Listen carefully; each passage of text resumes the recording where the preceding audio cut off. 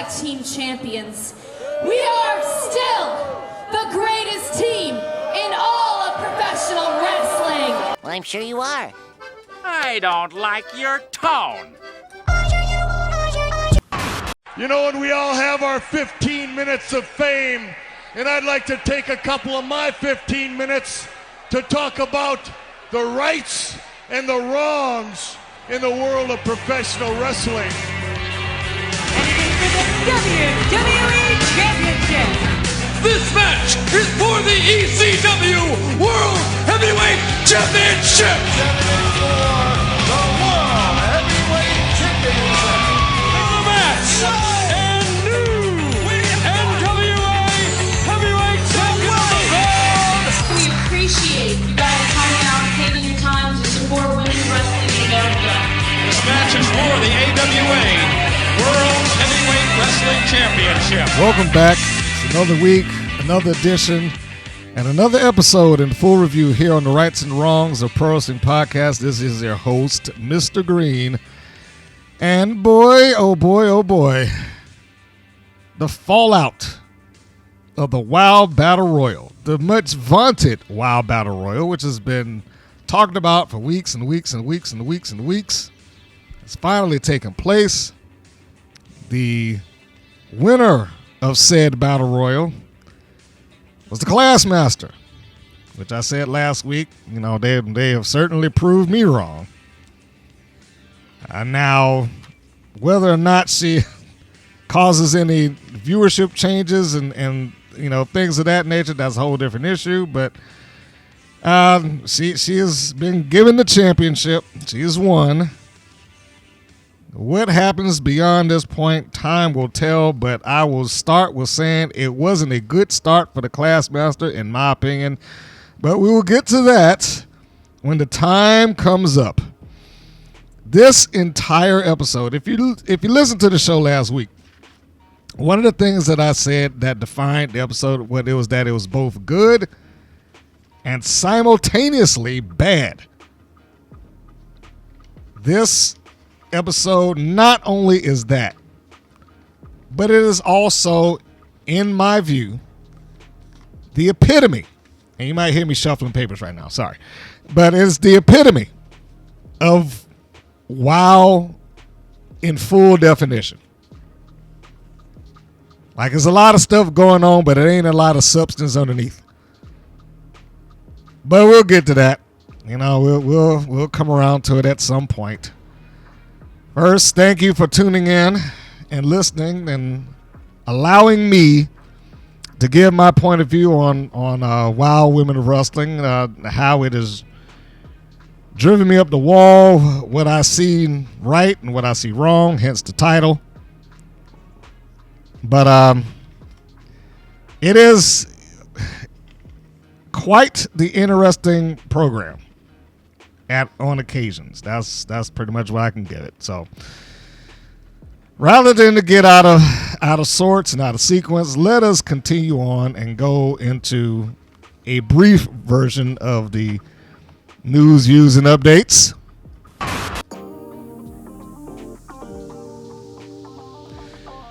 And, you know, it's not a lot of stuff that's going on overall. I mean, there's spoilers out there, particularly for TNA tapings and things of that nature. They just had their live show not too long ago, which I thought was, you know, pretty good. But, you know, I'm just bringing that up just to bring it up. It's nothing that I really wanted to address within that. I just, you know, had to give them a little praise, like, you know, bravo.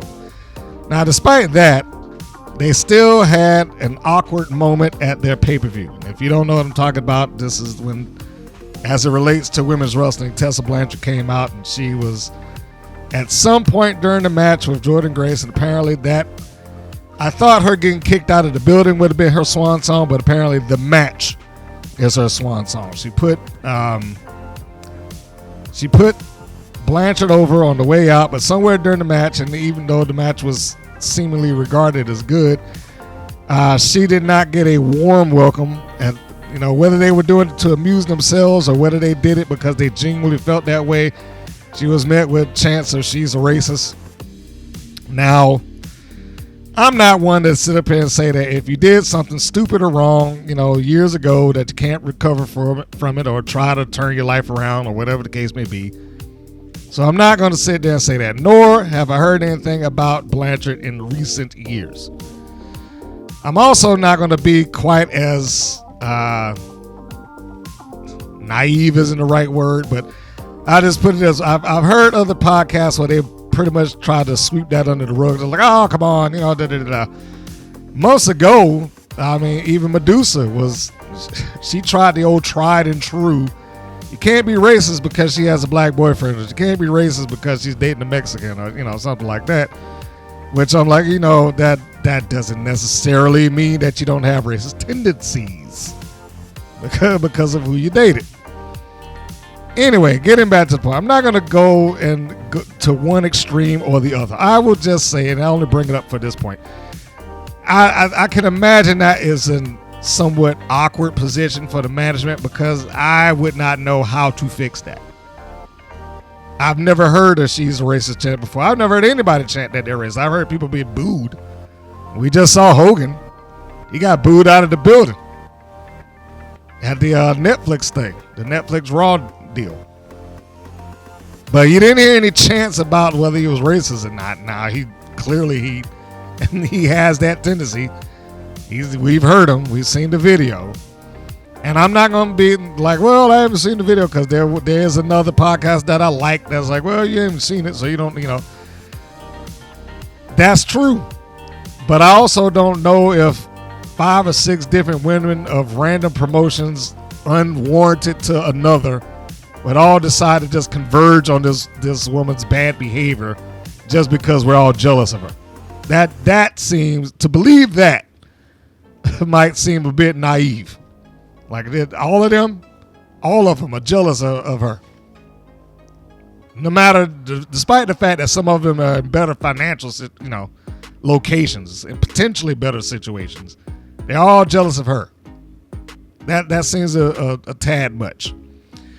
Back to the point.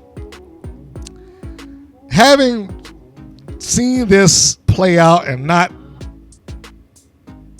being aware of any circumstances that are similar to this, my first instinct is, they may want to put her out in another city to see if she gets the same reaction, because there's, out of the 2 places that I know of, here in Atlanta, and I think that was Texas, so they need to see what kind of response she gets elsewhere. If she is just in a place in her career where people do not want to deal with her on a large scale, you know what? They may have to chalk that up and be like, hey, look, this isn't working. Tail between the legs, and we got to sit you down for a little while until we can bring you back. Because I'm sure they signed her with every intention of using her. But they also don't want to allow her presence to drag the division down. They did a good job of building it up. I was really surprised that they even brought up the fact that she won their heavyweight championship. I was shocked because they had leaned so far away from that over the last couple of years since she was gone. But yeah, I would test that out in another town, and if it gets something similar to just as bad or worse reaction, yeah, I would think I would like, look, this was a miscalculation, this is a misstep, and we gotta, think about how we can fix this, because her doubling down on people hating her online does not help. Like, well, it's good, some heels tend to treat it like, well, it's good heat that they was booing me and whatever it is. No, that's not good heat. That's just, we don't want to see you. And if that becomes the case, that could potentially hurt your overall product.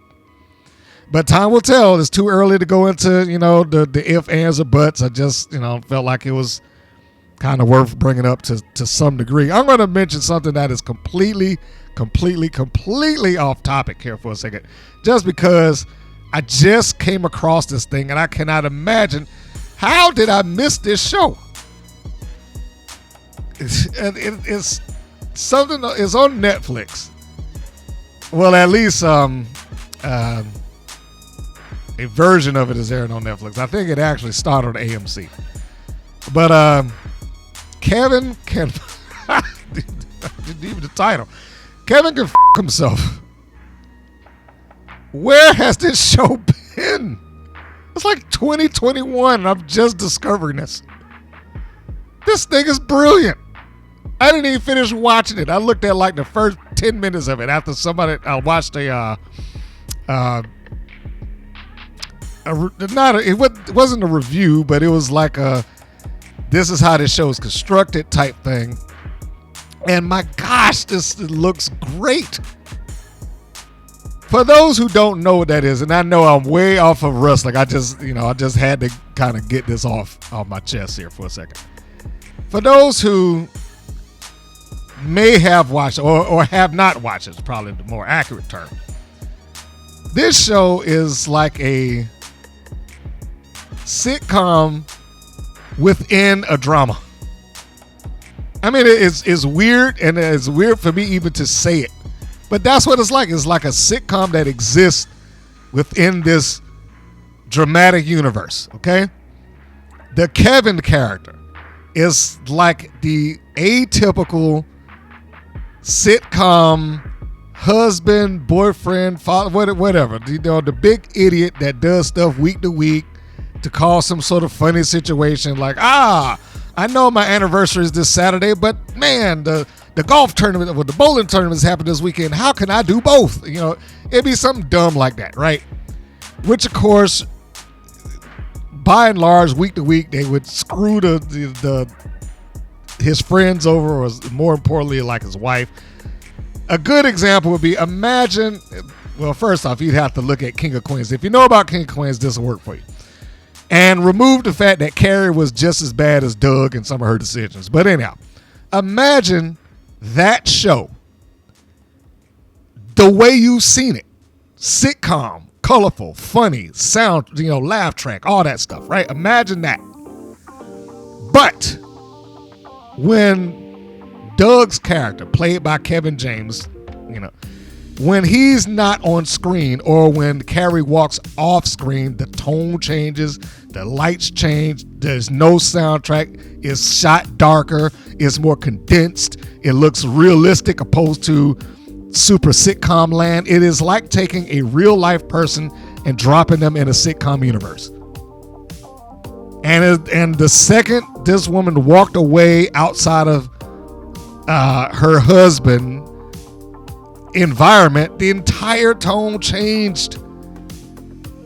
And I looked at this, and it's like off camera, this is what happens. And the other brilliant part was, like in every sitcom, you almost have the situation where somebody walk in and describe something that they just did, like, oh man, the washing machine just starts shooting up goddamn suds all over the place. There's an ocean down there, or something silly. Well, in here, we saw the thing that she's talking about, but it wasn't in a funny situation until she walks back into the room and it reverts back to being a sitcom, and then she's like, I just killed this giant roach, And it so impressed me. Within the first 10 minutes of that thing, I think I have to go back and watch this. It is a fantastic idea. It's like this real life person just arbitrarily slotted into this sitcom universe. And how would this happen? Because the example that I was getting back to with the King of Queens thing, just imagine if Carrie was a real person and she had to deal with the nonsense that Doug did on a day-to-day basis.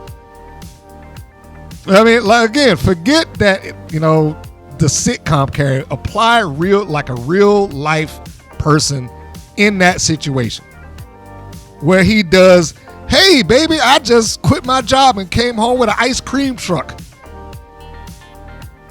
Right? You know what I'm saying? I have watched enough of those episodes to know that Doug has done just ridiculously stupid stuff. So, it never occurred to me. Well, I'm not going to say it never occurred to me, because we have joked about that at work. Like, that dude would have been murdered by now. And then I see this sitcom where this woman is fantasizing about murdering her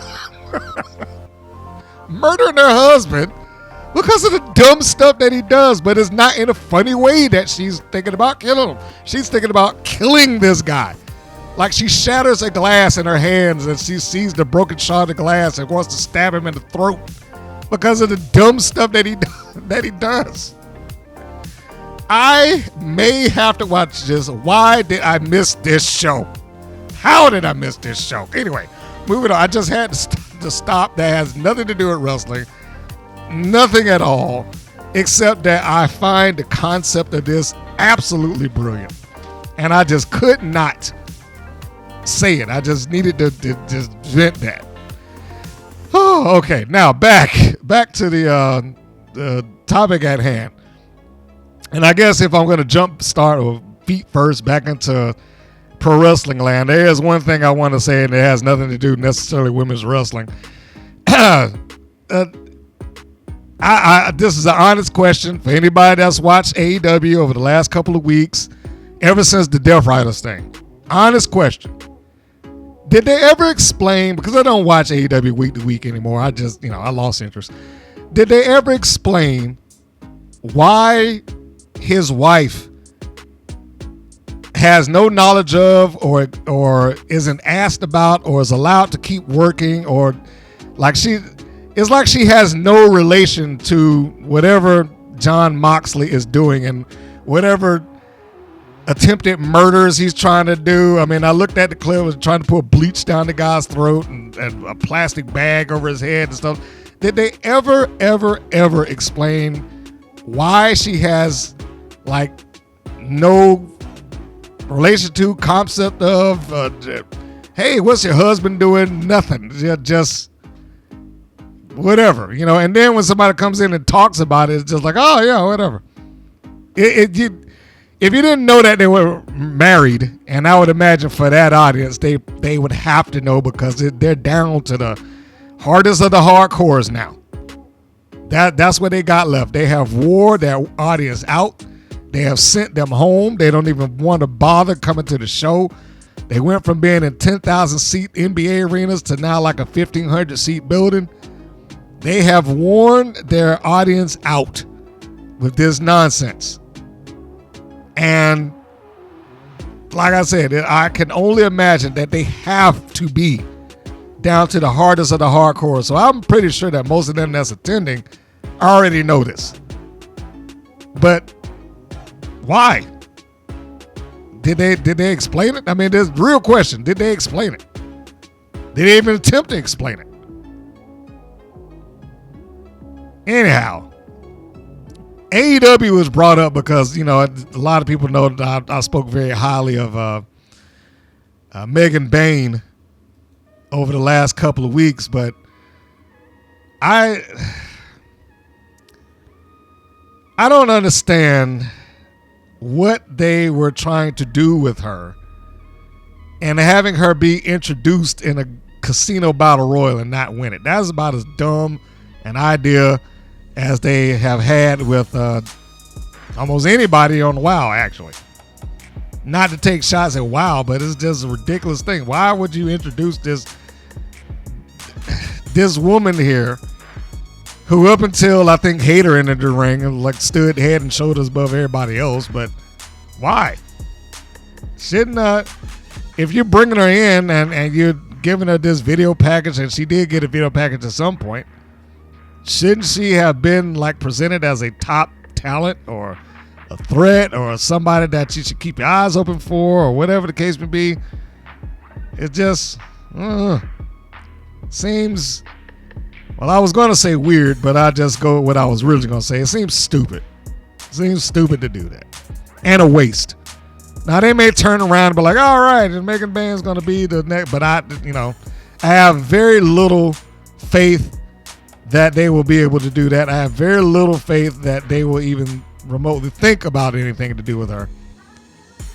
Well, it was a nice thought, but I don't think this is the place for her. I really don't. They should have put us, well, I shouldn't say they. She should have gone someplace else. If the option existed, TNA probably would have been a better choice for her. It is understood also that Nikki Bella may be returning to action to the WWE. Well, maybe action might be a strong point. Somebody said that. I think Russell Votes put it out there that she might return to action, but it might just be her return to WWE in general. The report by Russell Votes says that we're told significant discussions have taken place regarding the Nikki Bella return to action, with the strong expectation from multiple WWE sources that it will happen sooner rather than later. Right now, she's on a reality show on Peacock, which I don't watch and I don't care about, and I think there's some other version of it that took place in Australia. I'm not sure.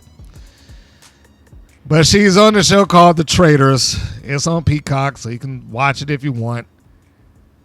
I can imagine, since we're in Royal Rumble season, that might be the time that she will pop up.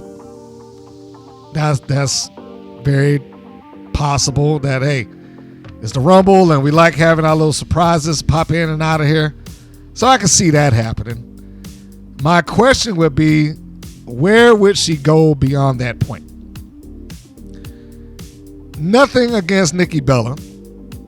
She's not presented as some sort of accomplished wrestler in the same vein as everyone else around her. Now, I'm not going to hold that against her, because people can up their game. They need the time to do it, and they need an environment that will allow that to happen. And maybe this is it. Maybe because the tone of the women's division since she has been gone has changed entirely. So she may get in there and, if she returns, feel compelled to work a little harder, to try to keep up with them, to try to show that she's, more than just a pretty face and I can have good matches too. She may decide to do that. In the same vein as Vix Crow, the former Alicia Fox, who went on to the Indies, and she had a pretty good match against Mickie James. I know I talked about it before. It was surprising because I didn't expect anything out of Vix Crow. So when she did anything in that match, it's like, oh, wow, she does have something to her. I didn't know that existed. And it could be that Nikki Bella might fall into that category. It is another time will tell scenario.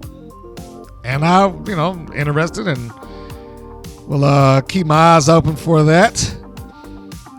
Lastly, because I don't think there's anything else that's a big deal here, Jordynne Grace is believed to be headed for the WWE, but everybody has believed that since she showed up in WWE's Royal. Let me push that back a little bit. I'm not going to say everybody believed it since then.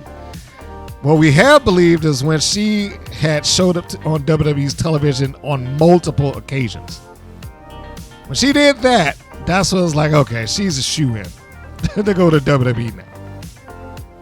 PWI Insider.com reported this.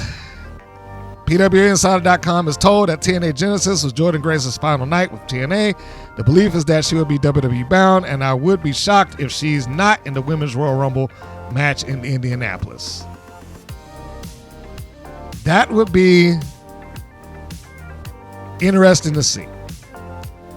And they gave her a great, a nice little send-off. That's where she had been for 7 years now? Something along those lines. I mean, the growth of Jordynne Grace is in that company. And you can see the emotion that she had in leaving. When the match was over, you can see the emotion that she had. That place clearly meant a lot to her, and it gave her a bunch. And she credits Naomi Fatu, Trinity Fatu, Naomi on WWE television. She credits her with saying that none of this would be possible without Trinity. The crossover, she essentially said, and this is verbatim, she essentially said that she helped create the bridge of communication between WWE and TNA. And if that's the case, then she deserves a lot of credit. She deserves applause for that.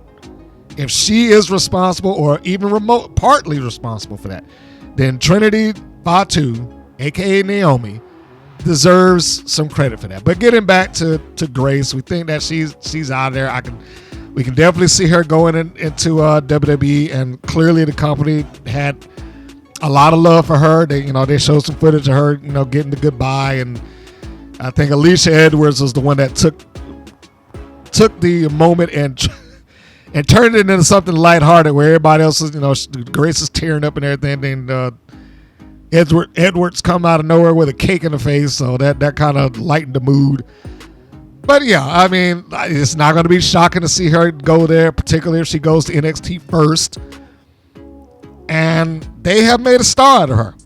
For all the things you can say about TNA, and some people like LOL TNA and all that stuff like that, there's a couple things you can't take away from that company. One, they fight to stay alive. They have fought.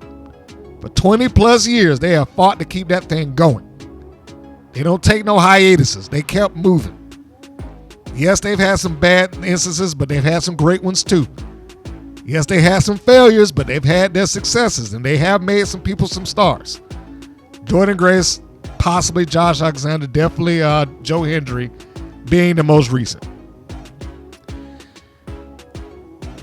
And as a sidebar, this is one of the things I talked about when I went over the WoW Battle Royal. Like, there's going to be very few points in the lineage of the TNA Knockouts Women's Championship that you will not be able to point to somebody that most wrestling fans will not recognize. Whether that be a Gail Kim, whether that be an Awesome Kong, whether that be a Chelsea Green, whether that be a Jordan Grace, or whoever else in between, Trinity Fatu, everybody up and down the line. There's going to be very few instances of people that you do not know. Name value accounts for a lot, which is what helps that title remain relevant and strong. And then the people who do not have a name yet then get to borrow the credibility of the championship. Masha Slamovich is not a big name yet across the wrestling borders, but she's probably heading that way if she can hold on to the title and she can have matches that facilitate that.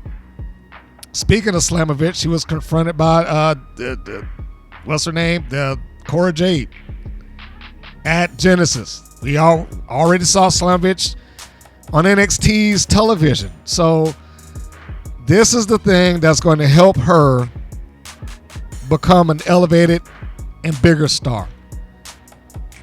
It's about name value. And even though Cora Jade is not a big name either, she is on NXT/WWE's television, and that's going to account for something when Slamovich faces off against her.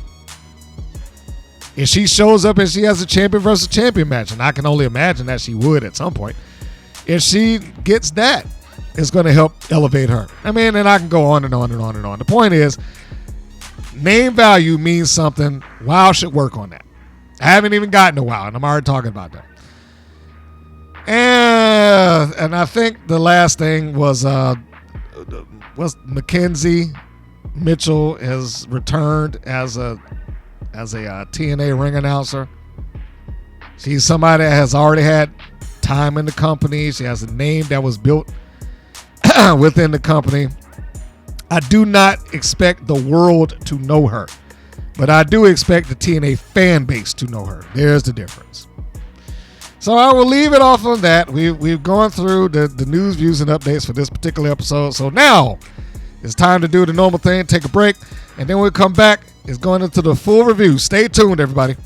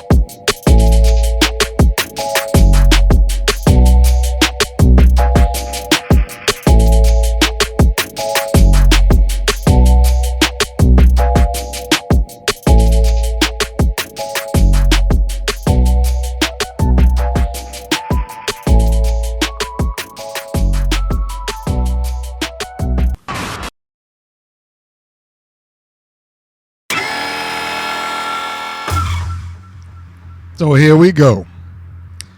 It is time for the review of WoW and its, as I'm recording, most recent episode. And that episode is 319, Season 3, Episode 19. The title, Class Now in Session. The air date, January 18th. The chronological number, 123. And how did they kick it off? Well, they kick it off with the champion and her manager coming out the ringside. Now, before I even go any further into that, let me just say, as a reminder, the champion the championship has been vacant for, what was it, 4 months? Somewhere about there? Is that the last one? I think the last successful title defense was in November, I believe. In fact, let me take a big look at my papers here. So you may hear some flipping around, because I take a lot of notes. And let's see. All right. That just popped my mic stand. November 23rd is the last match that I see with the Beast and defending the championship, oddly enough, against Classmaster. And if we get out of that, then that's, what we got, November? Let's just say December, because it's the end of the month when we talk about that. So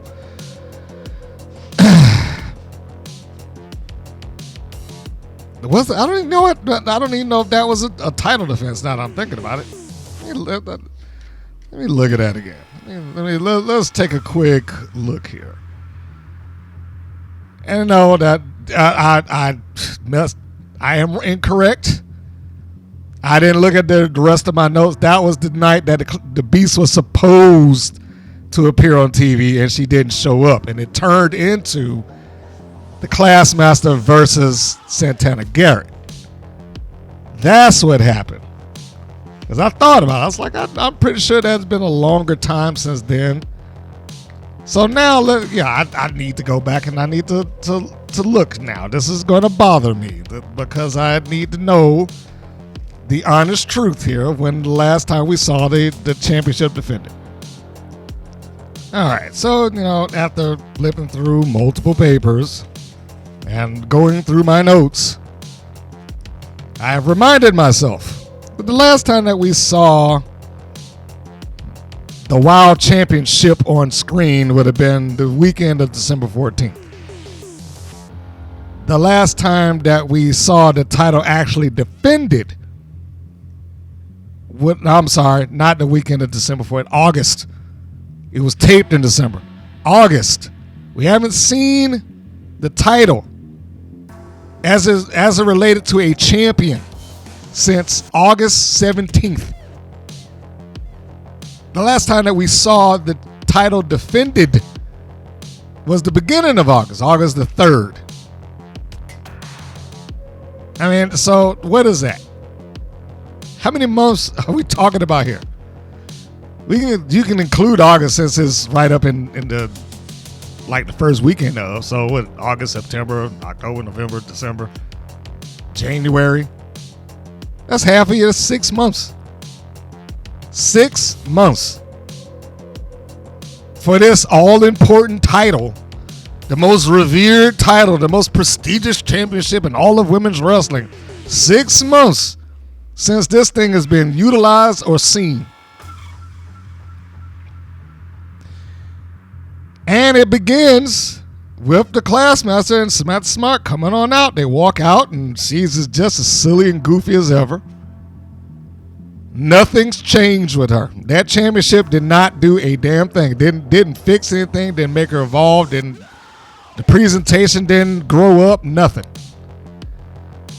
Neither did that happen, nor did I don't want to just berate this person, but goddamn, why? The 6'2" tall Classmaster standing next to her 6' tall manager wearing heels, which makes her as tall, if not taller, than the person she's managing. Then she gives a promo. She being Samantha Smart, because the Classmaster is apparently a mute. She has no words to say.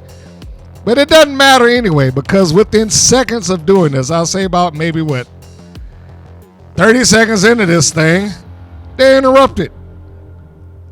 They're interrupted by the tag team champions, Big Rigs and Bourbon. And God damn, just look at the looks and the faces that the Classmaster is making. How is this supposed to be serious? How is this supposed to be a champion that you can either want to get behind or a champion that you want to see beaten or whatever? She's just silly.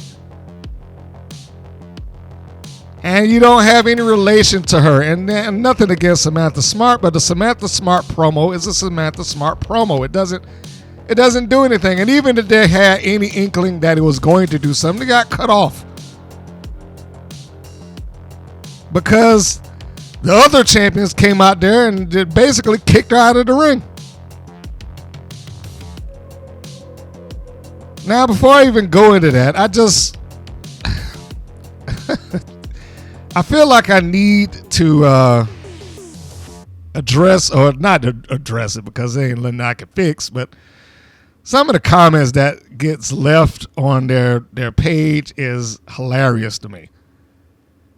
And I don't know if this is telling on the fan base that they have or if this is a case of, maybe they just didn't use a spell check or maybe a lot of their fans are outside of the country and English isn't a strong language for them.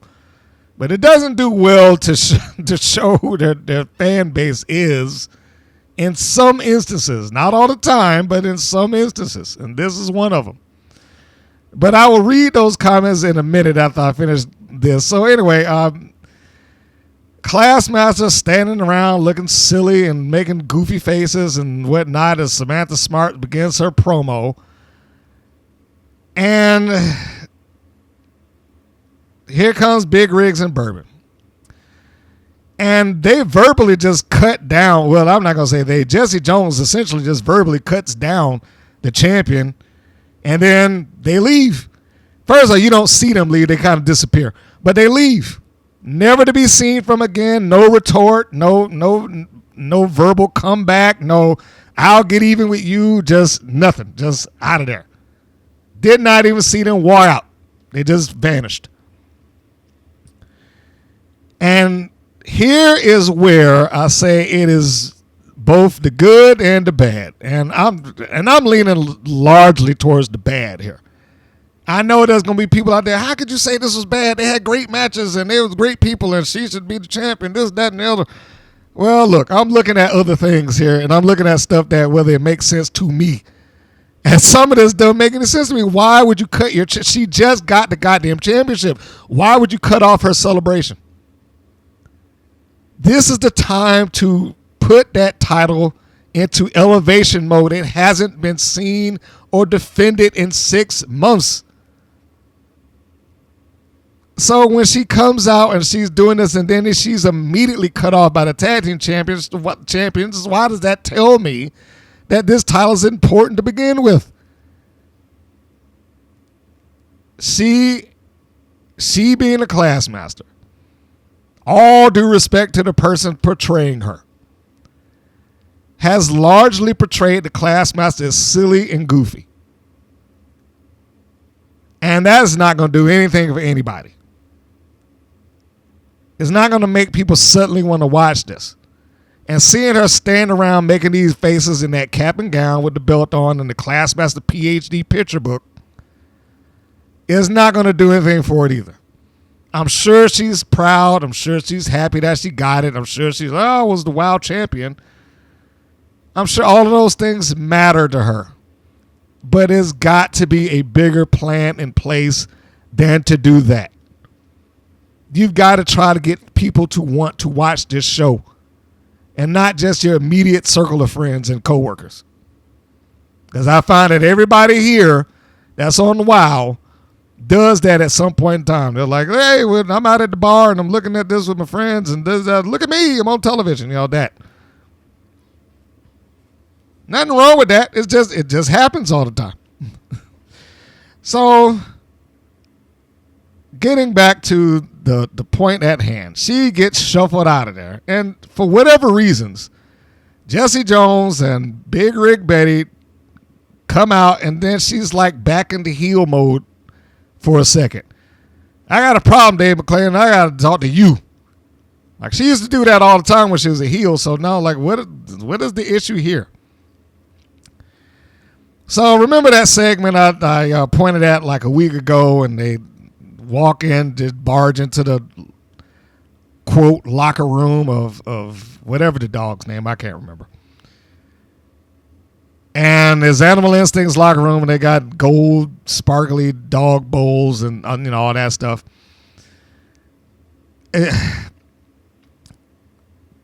When they did that and they broke in and they had their little exchange, I was like, okay, this is a pointless segment unless they do some sort of follow-up, right? Well, this was the follow-up. It was a follow-up at the expense of their wild champion, but it was a follow-up. So they come out and they, if you can't say anything else, Jesse Jones always delivers great on the mic, but this is the one time I'm going to point at her and be like, I love me some Jesse Jones. I love her work in the ring. I love that, her stuff on the microphone. But I did get this. It's like she just reverted into being a heel for all of a sudden. And the reason I say that is like, I don't know who WoW wants me to root for in this. I know what on the surface of they want you to root for. But Dave McClain doesn't help any of that. They come out, Big Rigs and Bourbon. They have their words with the Classmaster and Samantha Smart. And like, yeah, good job. You just, another champion that came out here and won without beating me. So we didn't already put the Classmaster in her place that you were secondary. Right? And then she leaves. Like I said, there's no retort. Samantha Smart, for all her vaunted intellect and knowledge, didn't have anything to say. She just left. And then they turn their attention to Dave McClain. It's like, how come this dog has a better locker room than we do? And they're having their issue with that. And in my mind, I was like, why is that a thing? Why didn't you decide to have a better locker room or ask for one or whatever? Because like that's not their fault that they have a nice locker room. And then lo and behold, it basically said that, he was like, well, they're complaining about the locker room. And before the heels come out, McClain basically feeds into the logic of the heels. And again, I don't know, is he defending them or not? Because even if it's the truth, he's still theoretically supposed to be a non-partial individual. He's not supposed to lean, non-biased, he's not supposed to lean one way or the other. So when they start saying that just before the heels come out, it's like, well, if you learned how to read our contract, I'm like, why did he give this dig into his tag team champions? Not just his tag team champions, his babyface tag team champions. So they come out, Animal Instinct. And of course, Jinx doesn't say anything because apparently she's not a good promo. Collins does it. And here's the point where I'm going to give her some additional credit. Because despite the fact that she might have delivered the lines like a snot, and, arrogant, better than you, my dog's better than you kind of, attitude, regardless of how she said the words, this basically, it's basically the truth. I asked for this. This is part of my negotiations to get my dog this room and blah, blah, blah, blah, blah. Right? The baby faces in this scenario aren't necessarily right. They're not fully wrong, but they're not in the right either. the way that they set this up, they didn't just get it thrown in their face that the heels have a better locker room, and despite the fact that you're a champion, look at our luxury suite and my dog has better accommodations to you. That would have been a different thing if it was instigated by the heels. Here, the baby faces just happened to be strolling down the hallway, looked into a window like, what? I don't believe this. What is all this stuff? And then they just decide to walk in.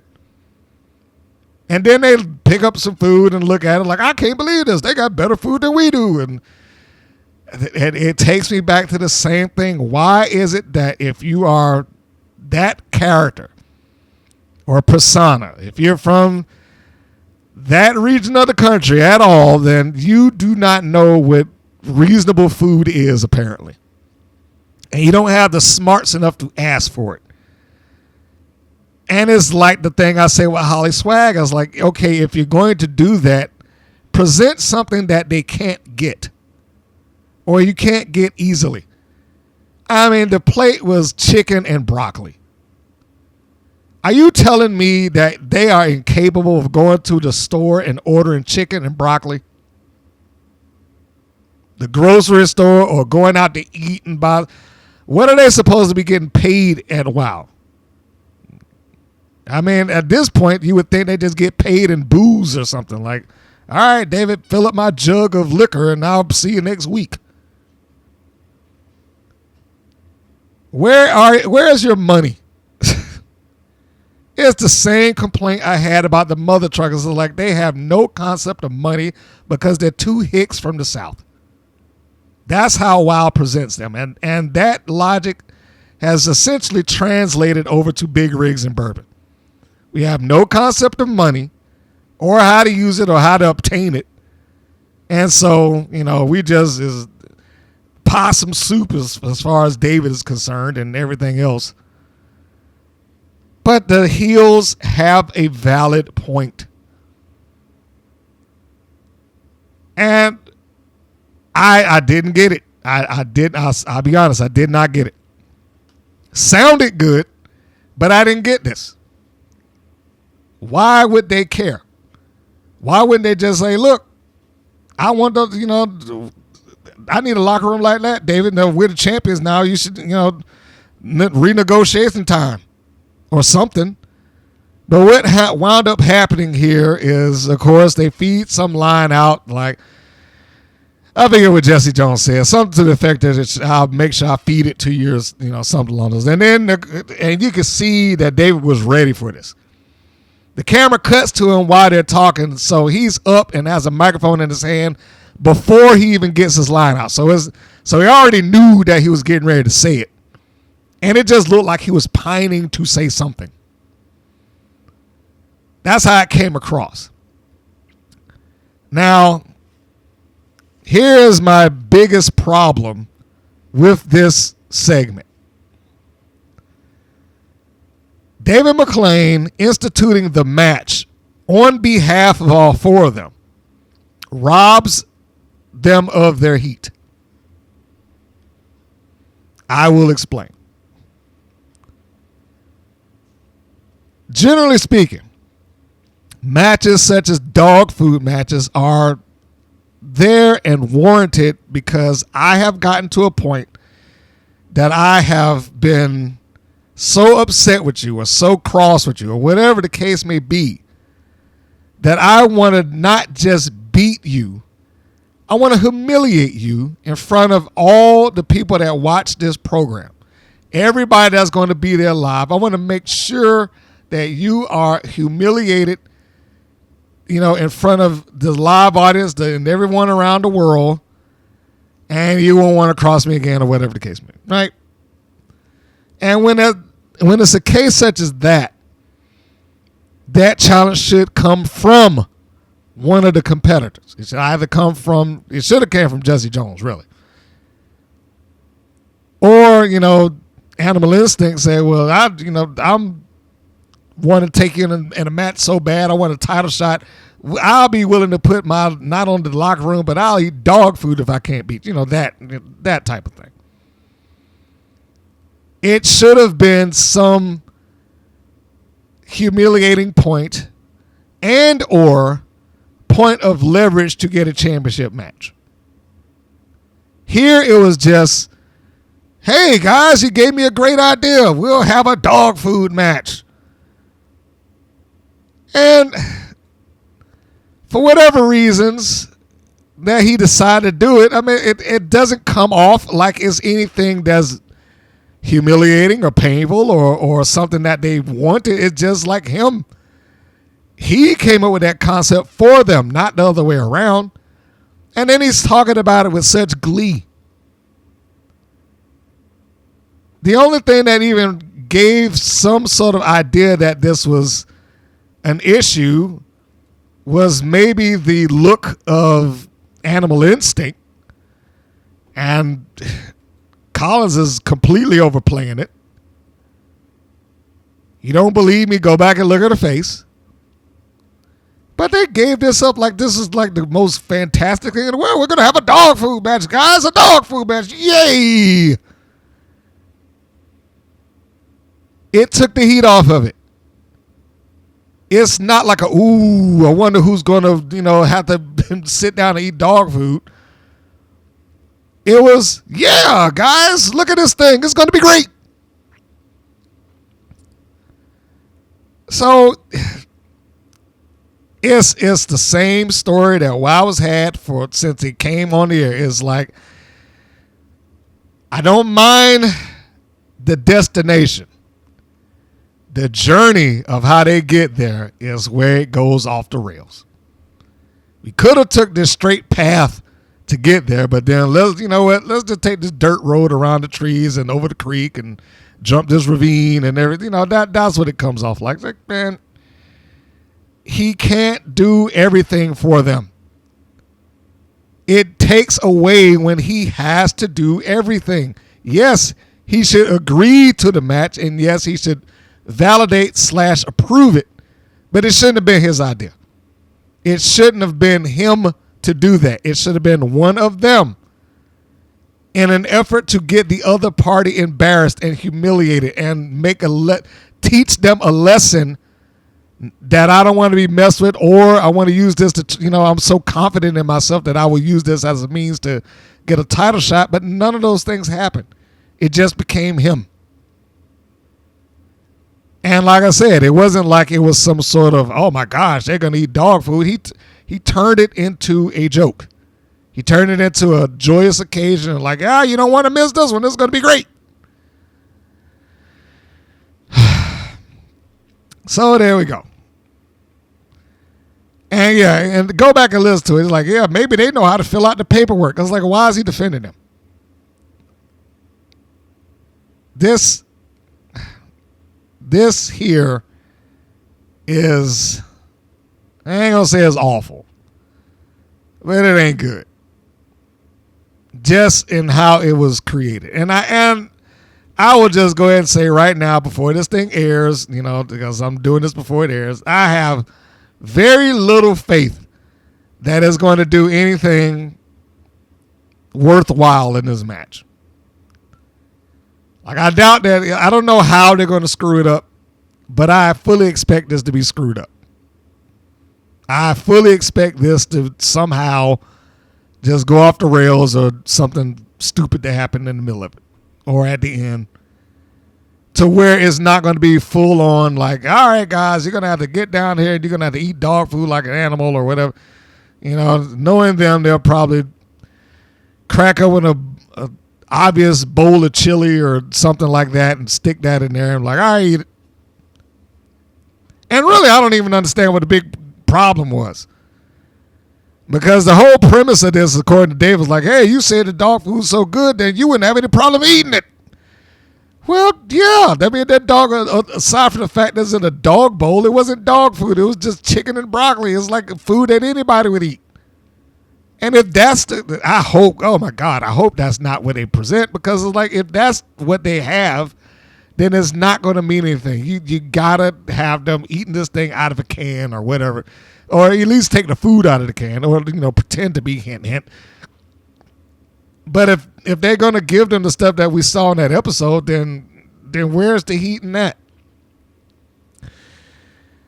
And now that I've gone through my opinions of this, let me look at some of these comments because, let's see. And I'm not going to read who wrote it. I'm just going to say one of them I like. It said, to be fair, Cat Jinx, this should be a cat food match.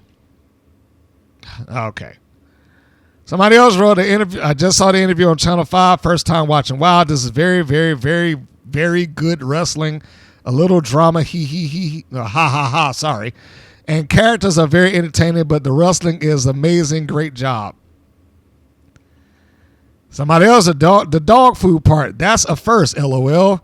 Go Big Rigs and Bourbon. Another one. If it was you are in cuffs already, or they would have tased you / told you, sir, on the ground. Sitting on the ground is humiliating tactic. Yes, that is word for word, okay?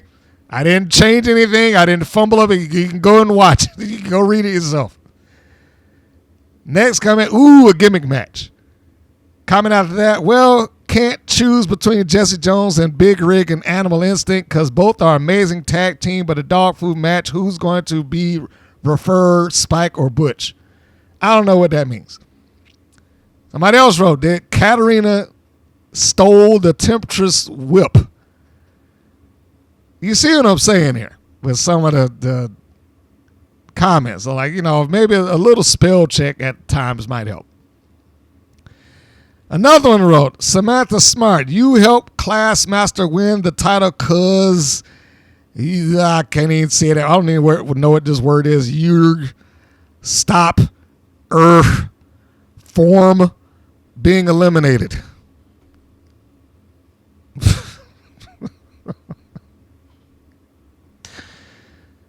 I am not making fun of people that sit there putting these comments here, but I'm like, man, I don't know if that really provides me a lot of insight to whether they have a strong fan base or not. It just sounds like people that just agreeing just for the sake of agreeing. Moving on. Next segment is Sibley Scoles. She is pitched to, and she has a great on-screen presence. I have to give her that. How good she will be overall, I wrote time will tell if she adds anything to the product. And she's like, I'll be here later on today, and you can see who I'm going to talk to then. I was like, well, all right, well. How did she know who she was going to talk to? Because later on it's portrayed as random. It didn't seem like there was some sort of planned act. It just seemed like, oh, yeah, so-and-so just walked in, so let me talk to her. That's how it came across. Now, I could be wrong. The next segment, Xena Phoenix and the Dojo Defenders versus Top Tier. McClain explains that the Defenders are teaming up with Phoenix because they're all grapplers. Like, okay. And he says something about Valentina Diamante. I was like, it's not important. It doesn't matter. But I guess that he was trying to justify why they changed partners, I assume. But McClain, the thing that got me in the match was not the match itself. It's the explanation. So we go back to David McClain again. He already started off the show taking the heat away from this angle. Now we go to him trying to justify Phoenix and that why she did not do well in the Battle Royal. And then subsequently, why she did not do well in this 6-woman tag. His answer to that, and for the life of me, I really don't understand why he chose or why he felt the need to try to justify this. Oh, well, she didn't do well in the Battle Royal because, she's used to grappling. And she couldn't do that in the Battle Royal. It was too many people. It was too chaotic. What the fuck did she get in the Battle Royal for? If you are no good at it, if you have no ability to do what you were trained to do, why did you get into this Battle Royal? That's such a weak excuse. And that's all it is. It's an excuse. There are days that I wonder whether he watches his own show. Seriously. There are days that I wonder, it's like, does he even pay attention to what he said or why he said it? Maybe it just seemed like a good idea at the time, but that's it's stupid and it's nonsensical. What is she supposed to be doing in the battle royal? Going in there trying to submit people? So what difference does it make that she couldn't get her grappling in? Your job in the battle royal is to put people over the top rope. That's it. Her being a grappler in that is irrelevant. I mean, what's the excuse for everybody else? Paola Mayfield, well, she could have did better in the battle royal if she was paying attention and not being an idiot and sitting on the top rope. Genesis could have done better, but she got double teamed and it is not her fault. They're like, what? So what? It's a battle royal. That's what happens. It was just a nonsensical claim. Never mind the fact that Top Tier, they come out and they got the opening, the studio video thing happening.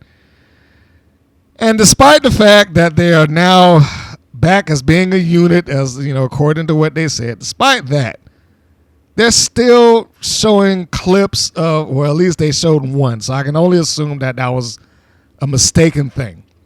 When they're walking down the ramp and they cut back to the studio footage, they show Glitter doing the same dumb thing that she was doing a while ago, jumping in the background like, hey, guys, what about me? That. As the other two stand prominently in front of her, trying to block her out or whatever the case may be. Now, if that's over with, first off, they should have never shot that because that's just stupid. But if they're past that, why are they showing this? That's why I said I can only assume that it was there by mistake. That it got slotted into the show somehow just because. Or no one came back behind it. Now, before I move on, I will say, yeah, those things will happen if you're an editor. Particularly if you're like me and you're the only person that's doing it. But WoW is supposed to be a promotion. It's supposed to have multiple checkpoints. It's supposed to have somebody that's sitting there watching this in quality control, if nothing else. Like, here's the finished episode. I have done this over and over again because believe me, when you edit video and you do it a lot, sometimes your mind will just auto-correct stuff. It's like when you write. In your mind, you think you spelled this word right because you know what you meant. But in reality, you didn't spell him right. You spelled HMI instead of HIM. It's just your mind just begins to autocorrect. And you see what you want to see. Editing can be similar to that. So I understand. But where they lose the excuses that it's not supposed to just be one person. I will go back and I will not take credit for this suggestion. This was coming off of, one of the coworkers. He just said, man, just pay somebody like, $100 an episode or whatever and have them sit down and watch this thing with notes and ask her, why is this here? Did you mean to leave that in there? Should you change this? What about this camera angle? Just scrutinize the episode and give it back to them. These things need to be changed. Or this was fine or this wasn't. I'm sure one of the girls on the roster would be willing to do it if they, if they were paid for it and they shouldn't be doing it for free. But I'm sure one of them would be perfectly willing to like, yeah, sure, hey, send me the episode, I will watch it. I will make sure that this thing, to the best of my ability, does not have any blatant issues. But I doubt that that's what they want anyway, so I don't know. So, this is, let's just go ahead and say it. It's a match that doesn't mean anything. There's no heat on this match. It's another match. It's another match with Top Tier and another combination of persons to face against Top Tier. Everything that I said that was going to happen when these titles were introduced to begin with. It's going to be a random parade of baby faces thrown together to go after these worthless titles. The Vanity Championships. And that's all they are. It's Vanity Championship belts. They didn't win them. There is no division. And there's no rivalry or feud that they're involved in to justify it. They're just championship belts by name. Now, they can want to believe it, and they can go around and they can, these titles mean everything, and we're the best team in the world. They can believe that if they want to. But those titles will never mean anything. It's in fact, I'd be surprised that they exist, beyond like another 2 years, possibly. If they were smart, they would just go ahead and get rid of them and put Top Tier to the tag team division instead of diluting the tag team division. So,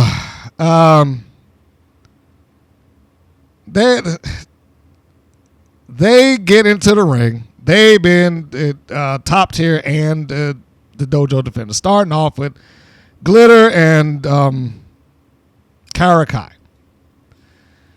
Now, I don't want to go into the absolute blow-by-blow here. I just want to, mention a couple of things like I just did that bothered and or annoyed me.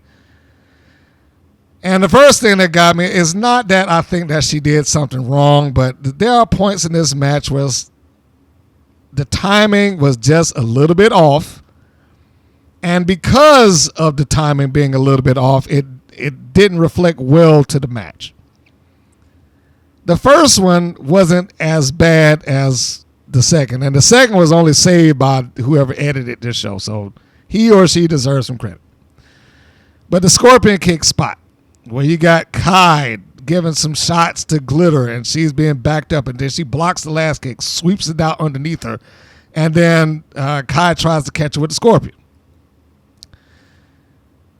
Well, that move looks good when it's one fluid motion. Like I catch the foot, I push it back, and then as you go, your whole body just rotates with it, and then gives me a kick in the head or whatever the case, at least the attempt of. The downside here is that didn't happen. Glitter catches the foot, and then she sweeps it back, and Kai had to take a little pause. I mean, it wasn't like it was a long one, but it was a second, and that's all it really needed for that kick to not work well. And it's not a indictment of how good or bad she is. I'm not saying that she's bad. It's just that move does not play well when not done smoothly. And this wasn't done smoothly. The only thing that you can really play that off on is that Glitter caught it. She caught the other attempt of the Scorpion Kick, so it didn't just hit her. And she pushes that back, and then she just gets kicked in the chest with like a straight boot. So there was, there's that, and it gives them some level of, plausibility in terms of how she was able to stop, catch, and reverse certain things, her being Glitter. And then we've got Tara Strike. She makes her tag, and she gets in the ring. And then we have what I would say the close-up shots to make sure that people don't look completely ridiculous in there.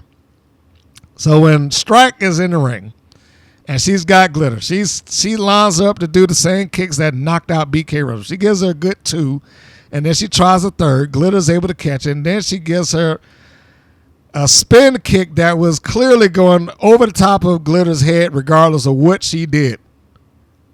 And the only reason that you might not have noticed that is because it was on that close-up. There was no way that kick would have ever hit Gloria Glitter in the head or any other portion of her body. It was well above her. And that's not the only time that happens. Like, it's one of those things like let's get a close up here so, we can't see the downside or, something along those lines. So, the tag is then made off to Phoenix. They get the heat on her. And this carries on for a little while. Like I said, I don't know if I want to go into the full on. Now, I think this is probably the best use of her in the ring, her being Xena Phoenix. Because I'm not entirely sure of her in-ring psychology at this moment. She does have, good grappling skills that get utilized there, and she illustrated that a couple of times. I don't think I'm a big fan of top tier, the little corner thing they did, everybody getting on all fours and letting the other one just kind of take a step up and jump off of their back or fall off of their back into their opponent. Because legitimately, you could have just ran and jumped up and got as much height as what they got. That's why I was like, I don't think they're gaining anything from this. It just seemed like a pointless tandem move because we needed a move to do. So they continue on. It was a nice double team that Crush and Glitter got. I like the reversal that Phoenix did. I think it was the Glitter. But Glitter hoisted her up on the shoulders, but Phoenix is able to rework herself into like a choke. That one was cool.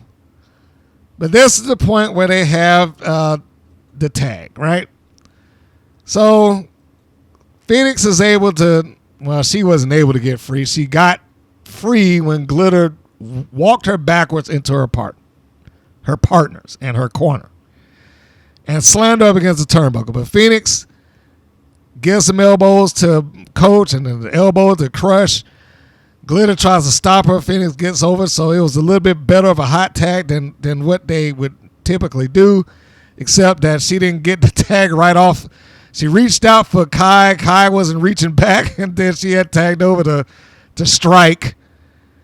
And then Tara Strike goes climbing up the top rope immediately. I don't really have a problem with the climbing up the top rope, but it's locked in on the close-up of her, and this is one of those this I cannot prove moments.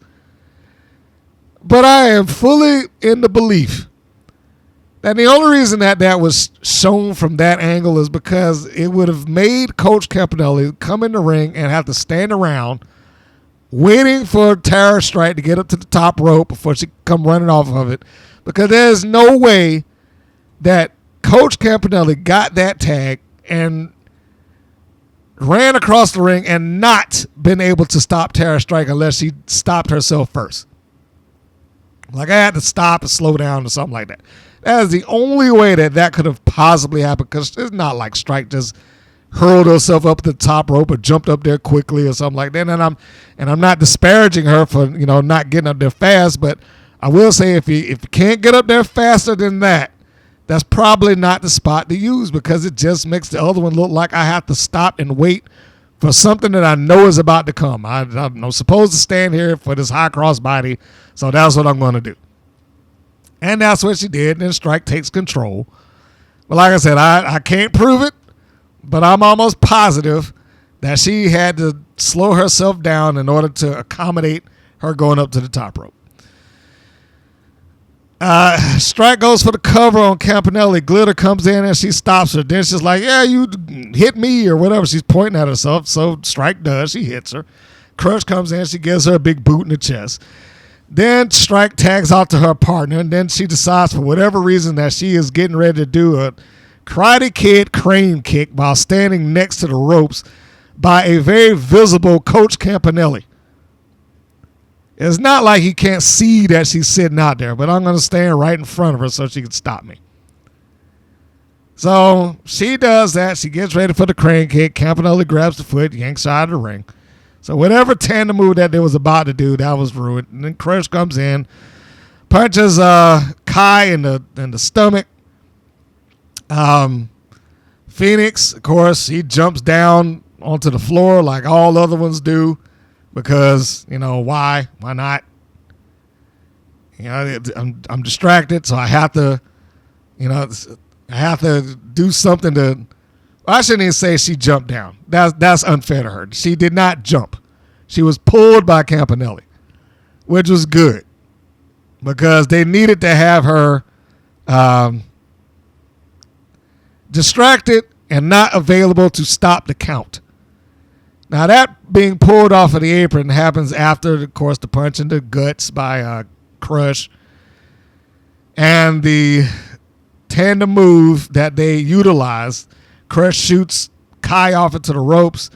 Glitter's able to catch her, brings it down, neck first across the knee, knocks her out, and then 1, 2, 3, top tier win, and they survive again. Greatest team in the world, whoever they are. And so they win. They retain the Trios Championships. The Vanity Belts. They retain them. And then we get a promo at the end of this. The promo is a Coach Campanelli promo. And that's all I can give it. It's just a Coach Campanelli promo. Didn't really do anything. Didn't mean anything. Is not delivering any sort of message towards locker room or a rival or this is next on the horizon for us or whatever the case may be. They are just treading water. There's nothing that's going on for top tier at the moment. They're just treading water. They're just there.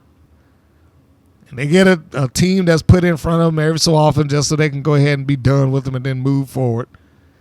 So I'm sure when they randomly lose to some team that just came out of nowhere, I'll be shocked. But there's nothing that's going on with them. They don't have any sort of like I said, ongoing rivalry, any angle that they're existing in, any title shots from a top tier, no pun intended, set of opponents. None of that exists. So, what can you say? It's a promo back to normal. She gets the microphone. She says something. I have my team, and I'm going to have them live up to the top potential. And then she, Crush just yanks the mic again and starts yelling, I'm always at my top potential. It's like, where is it going with this? What is that for? It's not even amusing anymore. It didn't lead to anything. And what was the whole deal with Gloria Glitter in the first place? It's like a random angle in the middle of things that didn't do anything. It didn't go anywhere. So why? What was that supposed to be, and what was it supposed to do? And it didn't do anything. It just... anyway. So, yeah, it's that. And then... before that ended, McLean was making excuses as to why Phoenix wasn't good in this. And it's the same thing. Well, it's too many people. What kind of idiot person did you hire if they can't exist in pro wrestling environments? Then why are they there? Why are they there? I mean, maybe he should have just phrased it differently. Because it just make it sound like, well, she's just no good in this environment. So, yeah, well, that's why she lost. Why are they there if they, or why is she there specifically if she can't exist in those environments? She can't function in a tag team match. She can't function in a battle royal. Why is she there? So we move on from that. And it seems like the probation angle is done. And I wrote down, what was it for if it was done already? That angle seems almost forgotten about. And other than the mention and other than the little clip that you saw when they walked out to ringside, there's nothing relative to that whatsoever. The next segment was a recap of Pep Riley and Chainsaw, or at least their angle. Okay. Nothing really I can give there. And then the next segment was a preview of Genesis versus Tormenta. And coming out of the break, then it was that match. It was Genesis versus Tormenta. And then Zayn begins explaining how both Genesis and Tormenta did in the Battle Royal. I mean, I guess they were okay. It was another case of trying to explain how they did in the Battle Royal without giving, I guess, too much credit. I don't know. So they have that, right? And like I said, Zayn tries to explain it. McLean talks about giving both ladies a contract for this match. I wrote down he's back in charge, ? Reason I wrote that is because sometimes he act like he's in charge, sometimes he act like he is. Genesis looks good in this match. She is still climbing the ladder as far as I'm concerned. But she's another case of, am I supposed to still be booing her? Her mission statement has kind of morphed and has been built around or talked about as like, I want to prove that I belong at the top and wow, and I want to be the main, the champion. And that, I don't know if that's heel motivation. Because it's not like she said, I want to be the champion so I can stand on top of all these, peons or, insult the locker room or, I want to get the money because I don't care about any of these people in here. I want to make sure I get paid as much as possible. She has not spoken in babyface terms. I mean, not babyface. She hasn't spoken in heel terms, in my opinion, towards whatever motivations that she may have. She just is. It's just, hey, I want the title. And I want to be the top wrestler. And I want to be looked at as part of the main event. But none of that's verbatim, by the way. But all of that to say is that she doesn't seem to, have a clear path of being a heel. She doesn't seem to have a clear path of being a babyface, for that matter, if that's what they were trying to do. She just does stuff. And this is one of those cases where I feel like she's just doing stuff.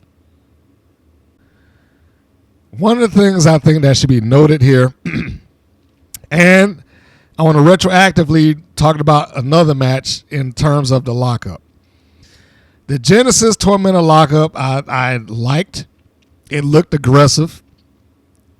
But I also wanted to go back and say, and I know I said it in that particular podcast, but I want to just reiterate, the Ashley Blaze, who is it, Penelope Pink?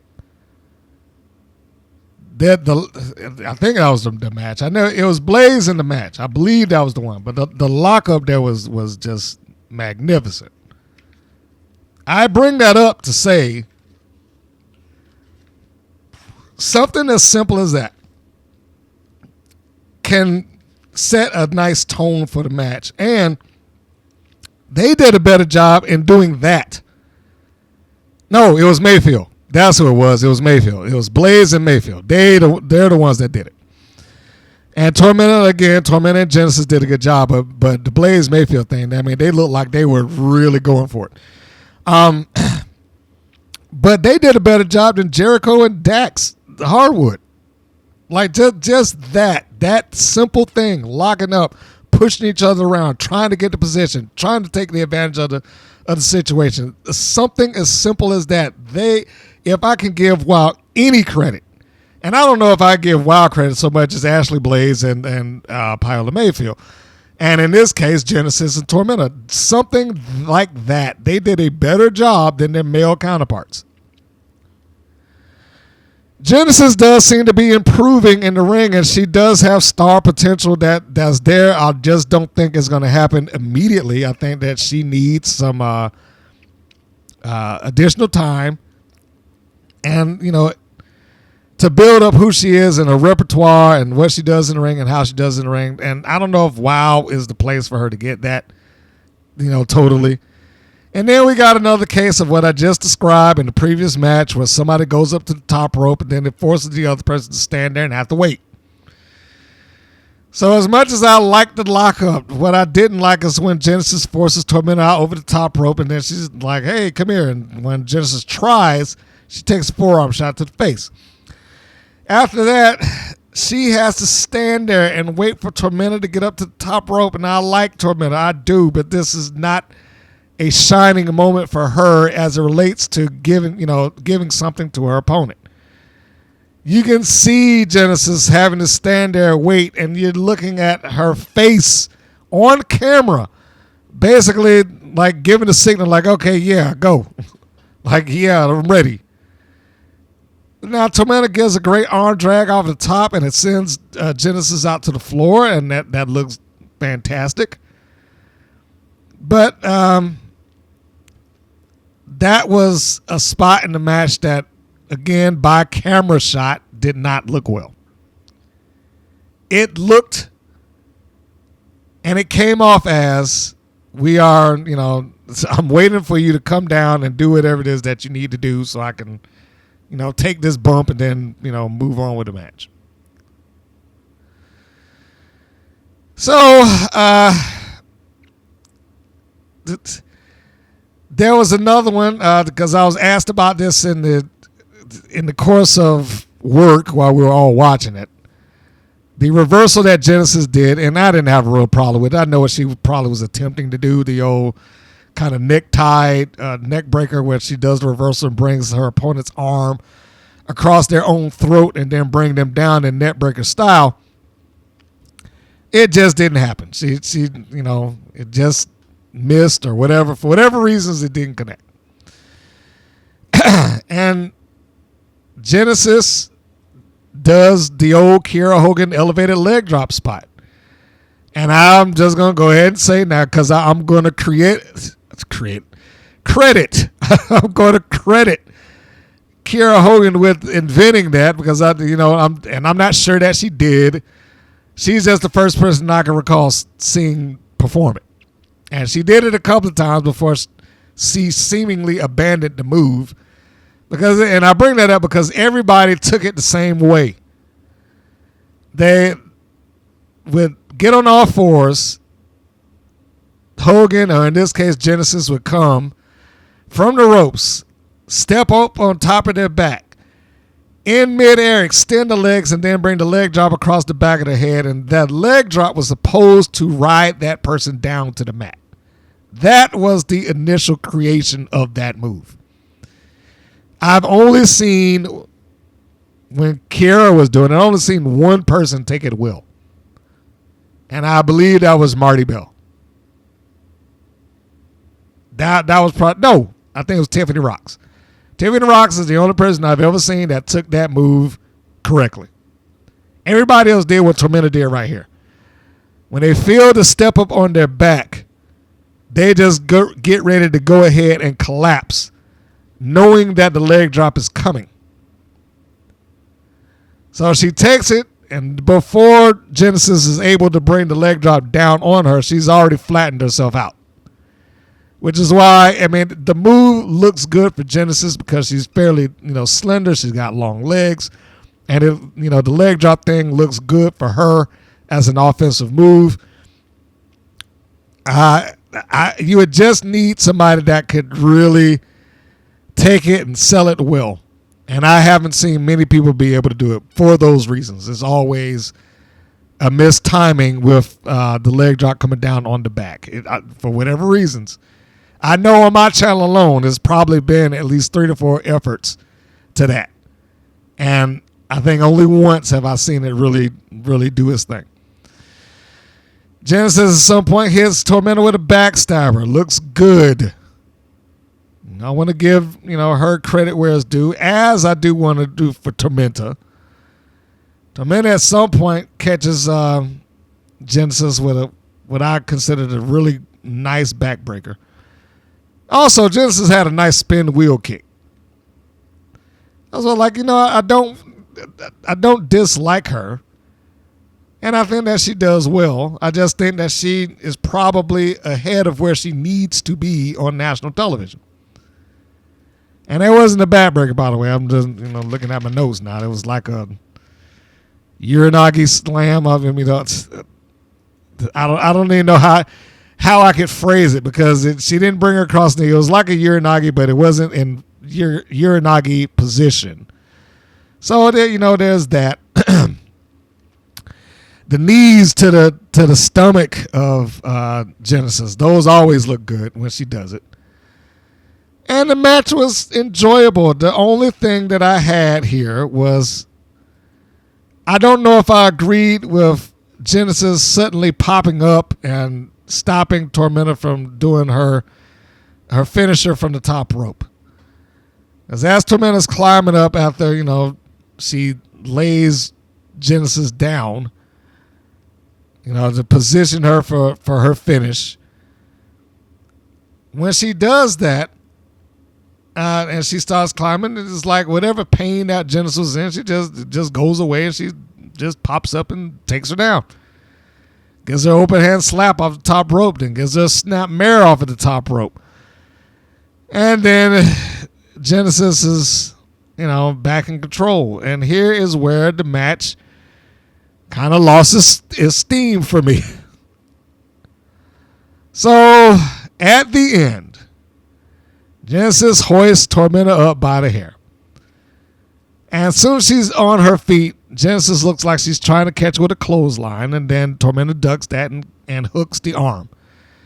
And hooks her in what looks like it should have been crucifix position, but somehow they didn't quite make it. And she's trying to give a spin to Genesis, like an airplane spin of some description. But she's going so slow, and she has her hanging by a thread so badly. There's no way that you could possibly believe that this is going to cause Genesis to be dizzy, or other than a mild inconvenience. I don't know what this maneuver was going to be, or what it should have been.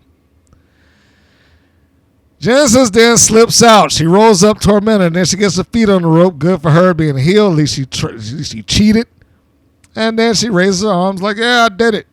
And she gives her like a little shushing noise to, the camera and to the audience. Like I know I cheated, but shh, be quiet. I could get into Genesis. I could want to see her win. I could, want to see her do her thing. But I really, truly feel that she needs experience beyond WoW to help polish her up, so she can figure out who she is as a wrestler in and out of the ring. She reminds me of like a Johnny B. Bad. That's the first one that comes to my mind. And that Johnny B. Bad was pretty good in WCW. He just couldn't replicate it anywhere else because he couldn't be Johnny B. Bad. He was only taught how to do this one thing. Another example would be like the New Age Outlaws when they were no longer with the WWE the first time. Like now Billy Gunn's able to get around that. But as the New Age Outlaws, and then later the James Gang, and then after that VKM, the Voodoo Ken Mafia, they couldn't recapture that magic. They did not know how to get the crowd up for their match without being the New Age Outlaws. Because they wanted to do the shtick. They wanted to do the opening promo. They wanted to do the sing-along, for lack of a better term. But they couldn't. And I feel somewhat like that with Genesis. Not that she has a shtick to do.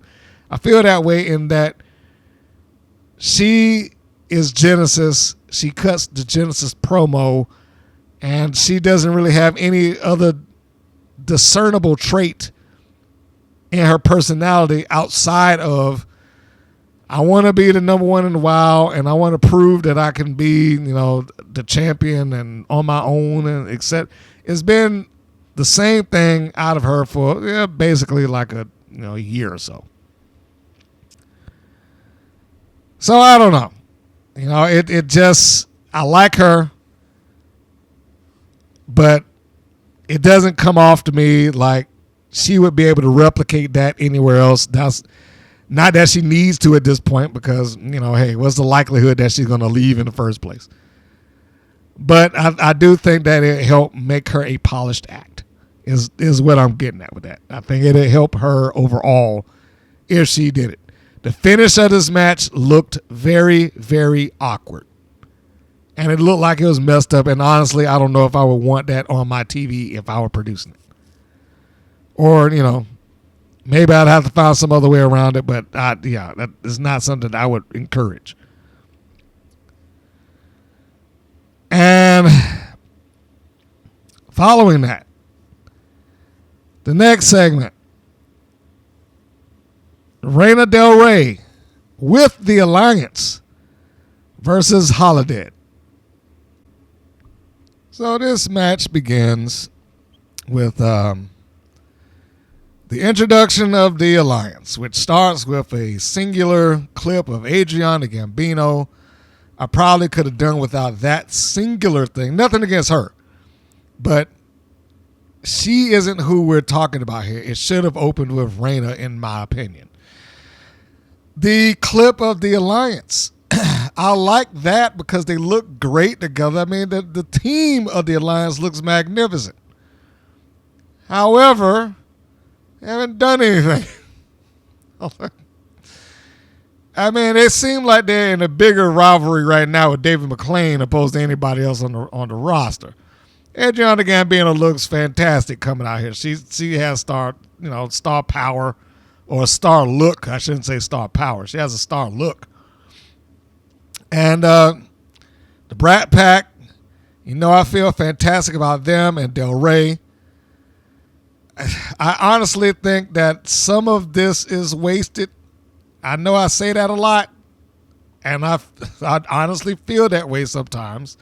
That some of this gets wasted within this environment. And, of course, Gambino comes down, and then what is she obligated to do? To go sit next to David McClain and start doing commentary there. I am so tired of this. I am tired of every heel manager or partner or whoever having to go over to the commentating table. Hey, come over here. It's Adriana Gambino. Come sit next to me. And why is this necessary? Why are they obligated to do this? And then this is where you start poking the holes and the points of logic. Now, I've done that with a couple of things here already, but this is what I mean. For what reason would she come out? And secondly, was this supposed to be a temporary ban? Well, never mind the fact that it probably shouldn't have been banned in the first place because no other person gets banned for the same reasons that the Alliance got banned for. You attack somebody after the match, okay, you're banned. Meanwhile, everybody else attacks and does things after the match and nothing happens. So anyway, they at least acknowledged it. I mean, they didn't explain why. It was just like, you're banned. All right, well, the ban's lifted. Is that how the bans work? I mean, I don't recall them saying it was a temporary ban. Or you're suspended for 2 weeks or a month or something like that. That probably would have been the proper terminology there. You are not suspended for a month or something. You will not be able to be at ringside for your party. For, no members. If you do, you'll be fired. There's something. But a ban implies that that's more permanent. But here it is. The ban is lifted, as they say. So she's out there and everybody's out there in full force. And that didn't make any goddamn sense either. I'm sorry. And I like everybody there. But I am sorry. That makes no sense that WoW would allow this. He just finished banning them for cheating. And then at the first convenience that they have, they're all four of them back, walking the ringside, doing the same goddamn thing that they did in the first place.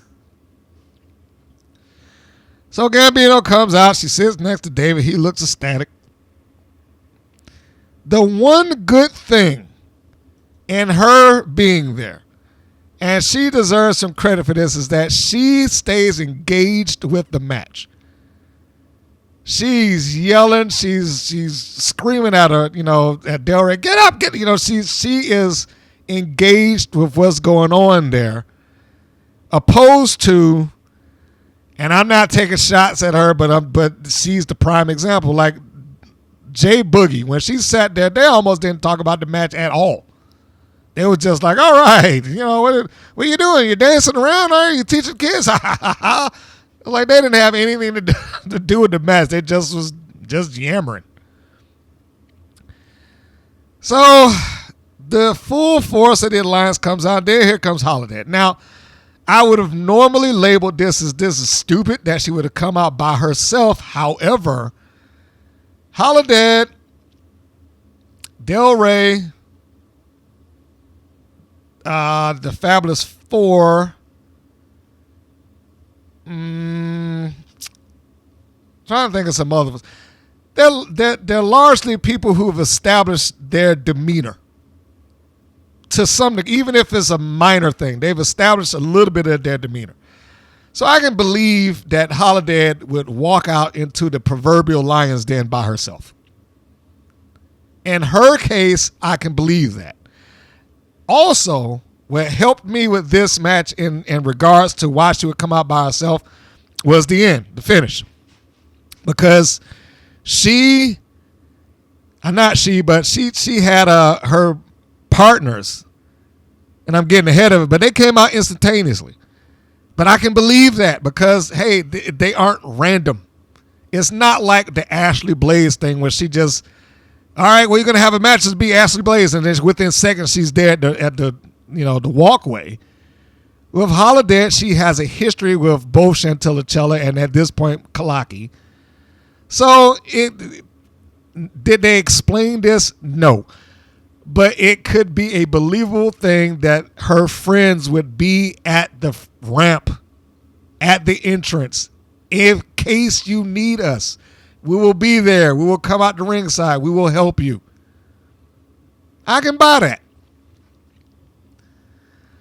Surprisingly enough, without mentioning this person's name, somebody there did not think that, that this was a good match.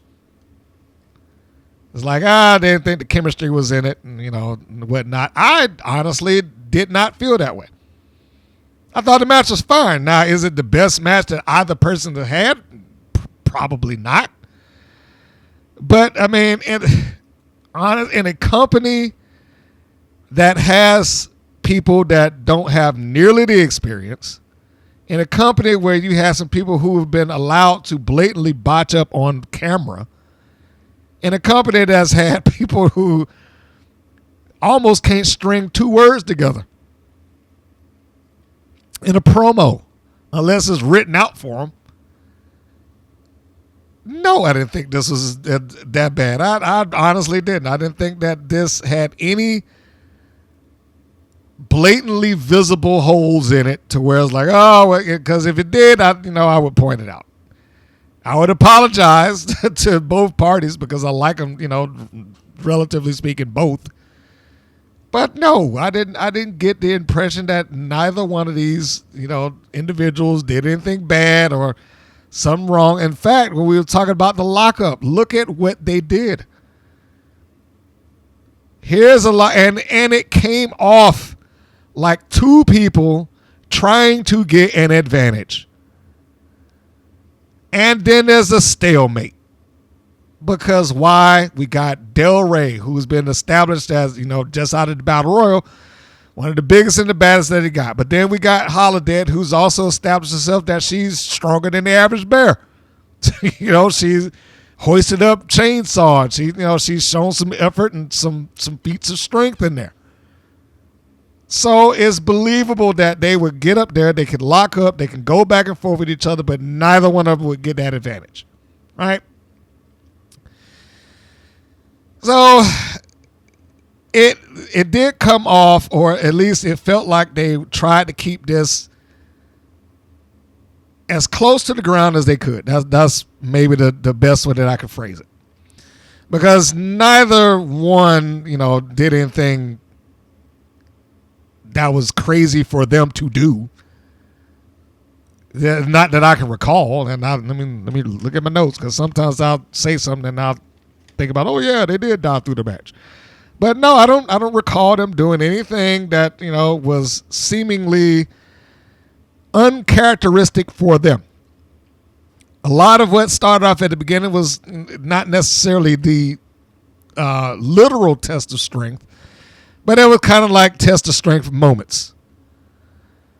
And surprisingly, it's not as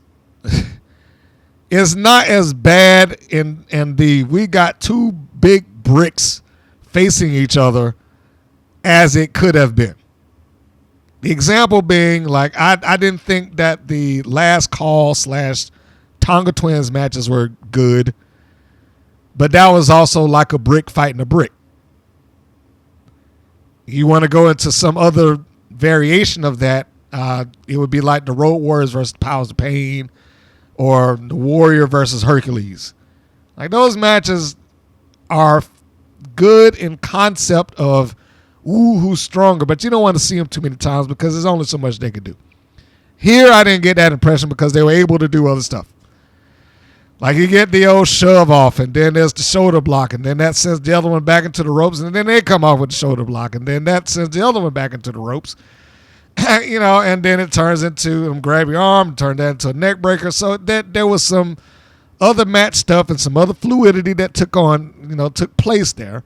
And I didn't have a problem with any of that. The kitchen sink shots that Holidead was putting in there, the big boots that she gave, Gambino at ringside hollering and screaming. Like I said, she stayed engaged with the match, as she should be. Gianni didn't get enough camera time to show that she was trying to fan her partner there. You can see her hands kind of frantically waving at some point, like it's smaller the screen, the bottom right, when and the Holiday gives a pretty nice clothesline to Del Rey. But then she tries to set on the outside,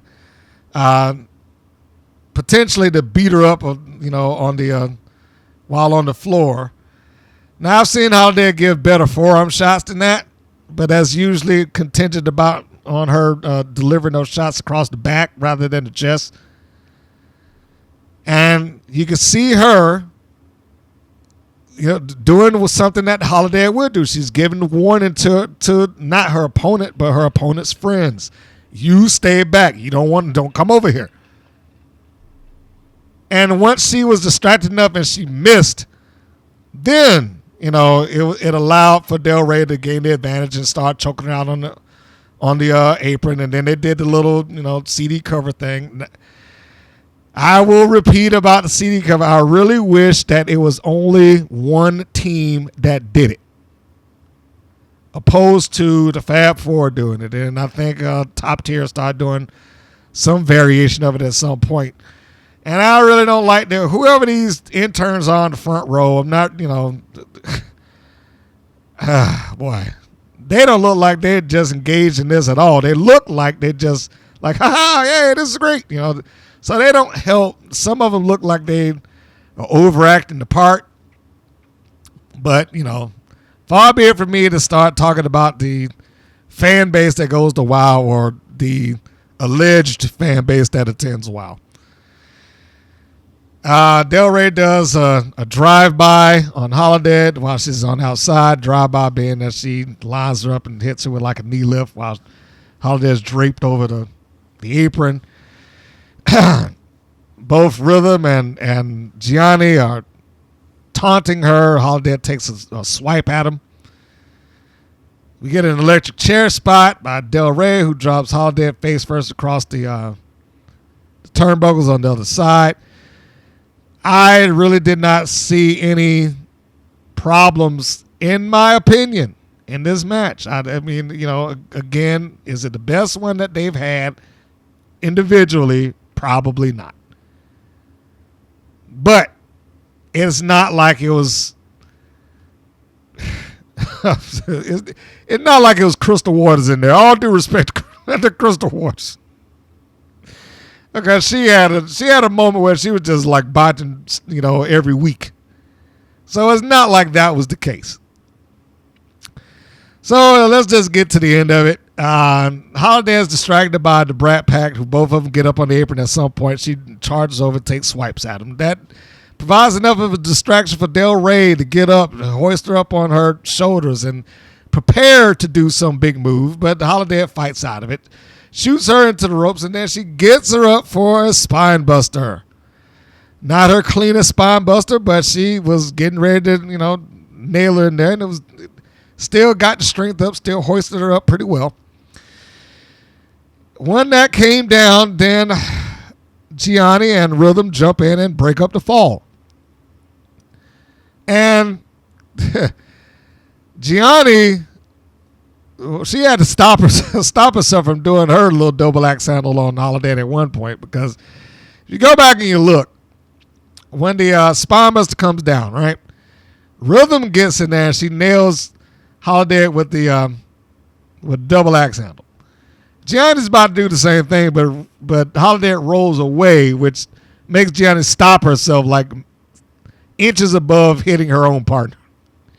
And then they just go ahead and start beating up on Holiday. But Chella and Kalaki run on out and run them off. Which goes back to me saying, what kind of sense does this make? They just came off of a ban for doing these exact same things. And what happened to, we want people to be fair, and, we want it to be an even playing field here in a while. I was like, really, you do? You're not even sticking to your own word within the course of this singular match. It just went right off into, they're attacking her, David. So, that again, going back to where they got booted in the first place, I guess so long as you don't lie to David, because it's a bigger offense to lie to him about you interfering than the actual interference. And that's what I got from this. The actual interference means nothing to him. You lying about whether you're going to interfere or not is the issue. So they come out and Chella cuts a promo, and she, essentially setting up for another match. And then Holiday does her promo following that. And ends it with her deal with violence for everyone. Ha ha ha. That catchphrase, or whatever you want to call it for Holiday, probably would work okay if it was someplace else. Because that there's only so much violence, so to speak, that Holiday is going to be capable of doing. It's not like it's going to get elevated up to some no-holds-barred, weapons, falls count anywhere, like that's probably never going to happen. And if it does, it'll be a no-holds-barred match by WoW standards. It'll be a clean, hardcore match. And by clean, I mean it might be a weapon or a chair or a table, or, that's about it. I honestly don't understand, Kalaki's like, yeah, come on, guys. Like, Kalaki hasn't won anything. So I can appreciate the effort. I can appreciate that she's part of the team, but this doesn't really go any further than that with her. She's just kind of there. What was the point of this ban? This is invoking a 3 versus 3 match. What was the point of the ban in the first place if they were going to just go back to doing the same thing that they did, to get them banned to begin with? What was the point of this ban? The answer is nothing. There was no point into it other than the fact they just wanted to do it. Potentially flex some muscles. I don't know. Make sure everybody here knows I'm in charge. God damn it. Do what I tell you to do. Anyhow, let me not apply it. Moving on. We get to the awaited Sibley Scoles segment. I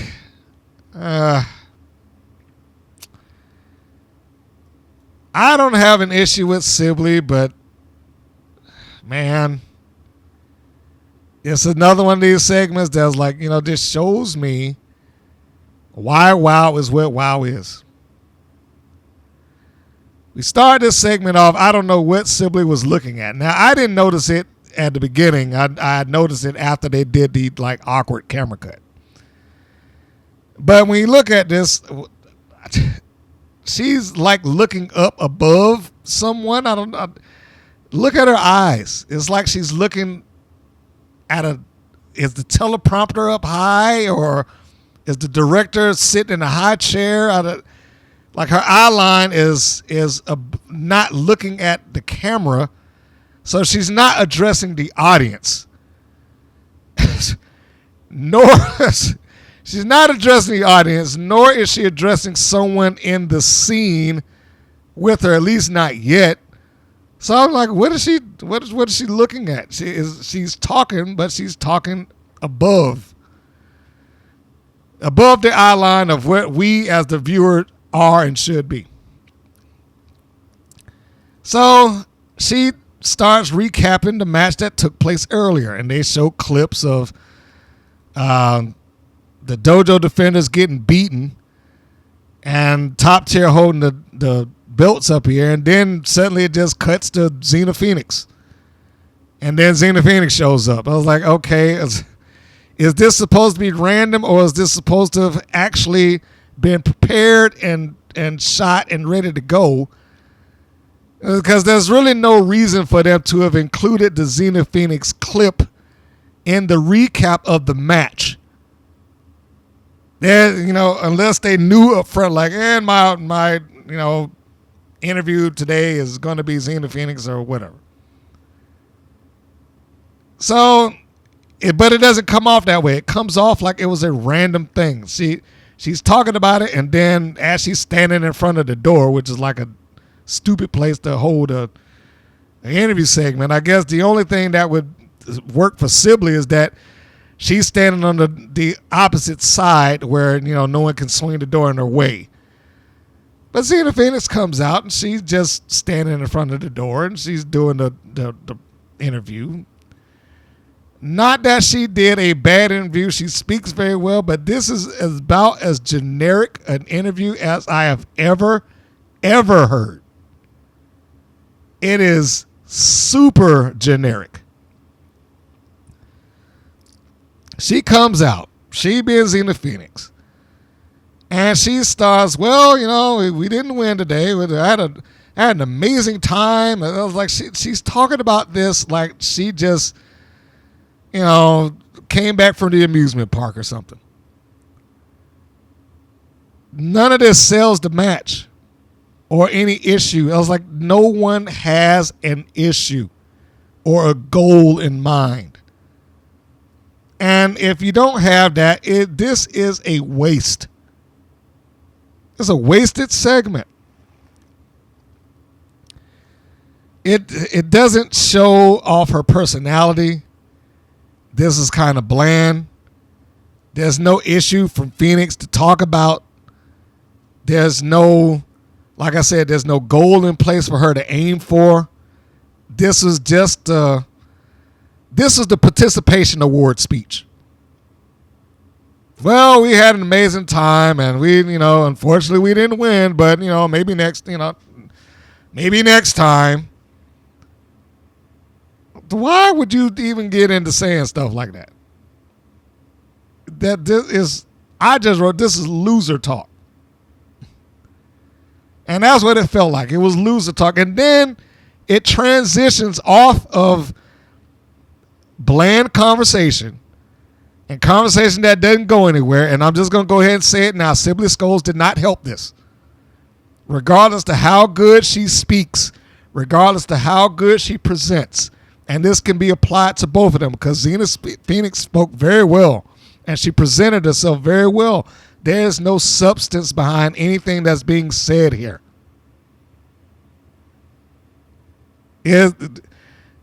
This probably applies to almost every other promo short of the one that Chantilly and Holidead did in the previous segment. This probably applies to any number of promos that go on there. They're just space-filling promos that serve no purpose. I know other people have defined it But in my definition of it, there's like 3 promos that you do overall. You get yourself over, you get your angle over, or you get your opponent over in lieu of, what you're going to do next. One of those 3. Outside of that, there's really no point behind it. It doesn't hit any of those. It's not getting the match over because it's going nowhere beyond that, or at least it doesn't feel like it. It was just, we had an amazing time, we lost, but oh well. So there was no heat on it. She didn't really seem all that concerned that they lost. She doesn't put herself over in terms of, well, maybe, this is my time to go into chasing after the Wild Championship. Could be me and Classmaster. I really wanted to get nothing like that, and Sibley Scoles did not direct it in that way. It didn't have any angle or program or storyline that she's involved in to try to get over, so you don't have that either. And again, Scoles did not do anything to help facilitate this. Regardless of whether she's a star interviewer or not, she's not a star interviewer in this environment. It did not push anything. And as I was about to say, all it did was it transitioned itself off into a WoW infomercial. They did a quick cut to Scoles, and this is where I said I noticed that her eye line is like, it's like she's looking up a hill for something. I was like, what is she looking at? Phoenix is looking right at the camera. Scoles' eyes keep going around and going up. So I don't know. I was like, I really wish I knew what the hell she was looking at off camera. And whoever edits these clips for YouTube, it's hard for me to be like, you're doing a bad job, but this cutting people off mid-sentence and before the segment ends and stuff like that is just ridiculous. I'm like, well, just let them finish. And why does everything have to be cut away? So they finish off. Like I said, this turns into a infomercial segment promoting WoW opposed to anything else, where Phoenix says something that she essentially pitches it back over to Sibley and allows her to like, more WoW, women of wrestling. I was like, oh, boy. I don't know, man. I do not know why that happens, but it does. And I'm just going to say on the first time out, all due respect to Miss Scoles, I don't see where WoW gained anything having her there. At least not right now. She didn't get the chance to talk about anything of value. Talks well. She's a good mic stand. She talks well. But anybody could, almost anybody that's capable of speaking in front of a camera and holding a microphone could have did what she did right. She didn't add anything to this, is what I'm saying. She wasn't Mean Gene Okerlund out there where they're trying to facilitate an angle or try to get this person's personality over or something like that. It was just, hey, how's your match? Okay, well, it was great. Well, it's about having a good time. I was like, are you serious? It's about that's what counts. It's about having a good time. This is supposed to be competition. It's supposed to be competition.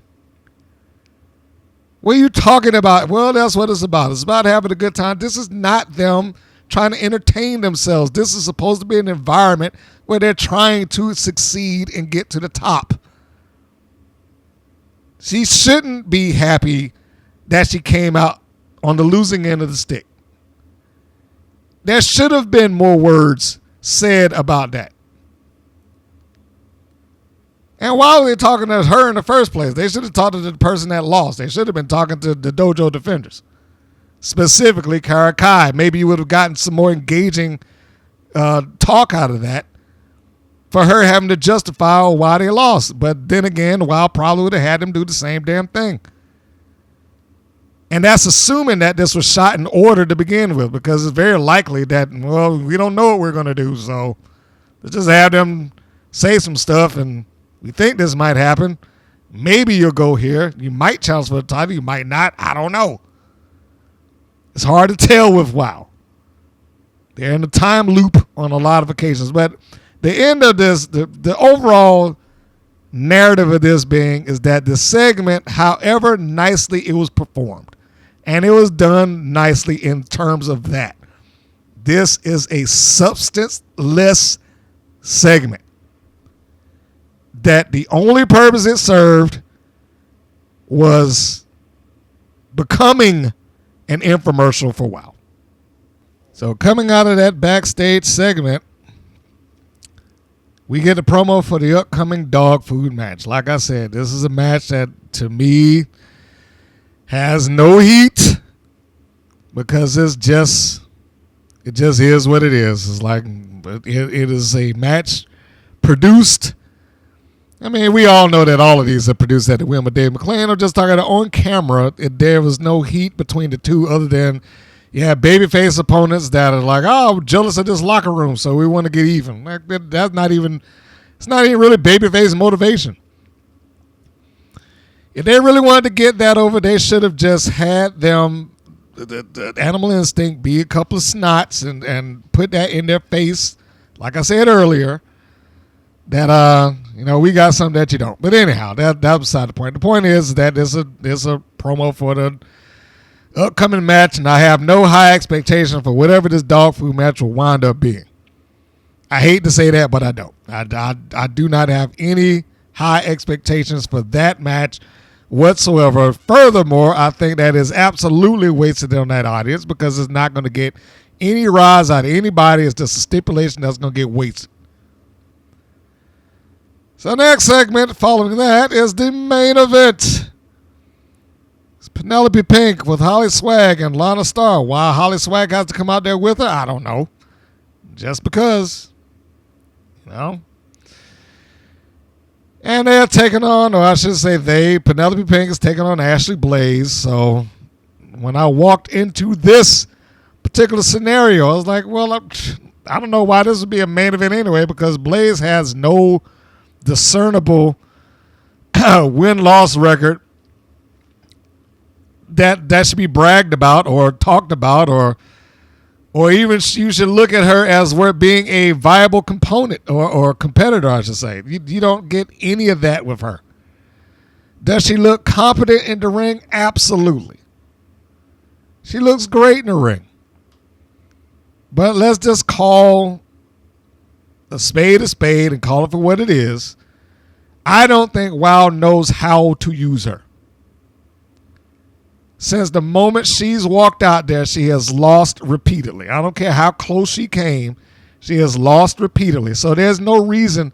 It's not about how good or bad she is as a competitor. It's about her presentation.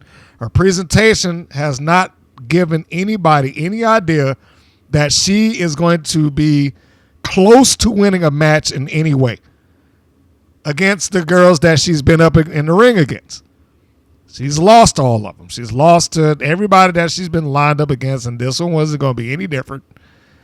And I didn't feel like it was going to be any different. At no point did I feel like, oh, man, she's got a chance here.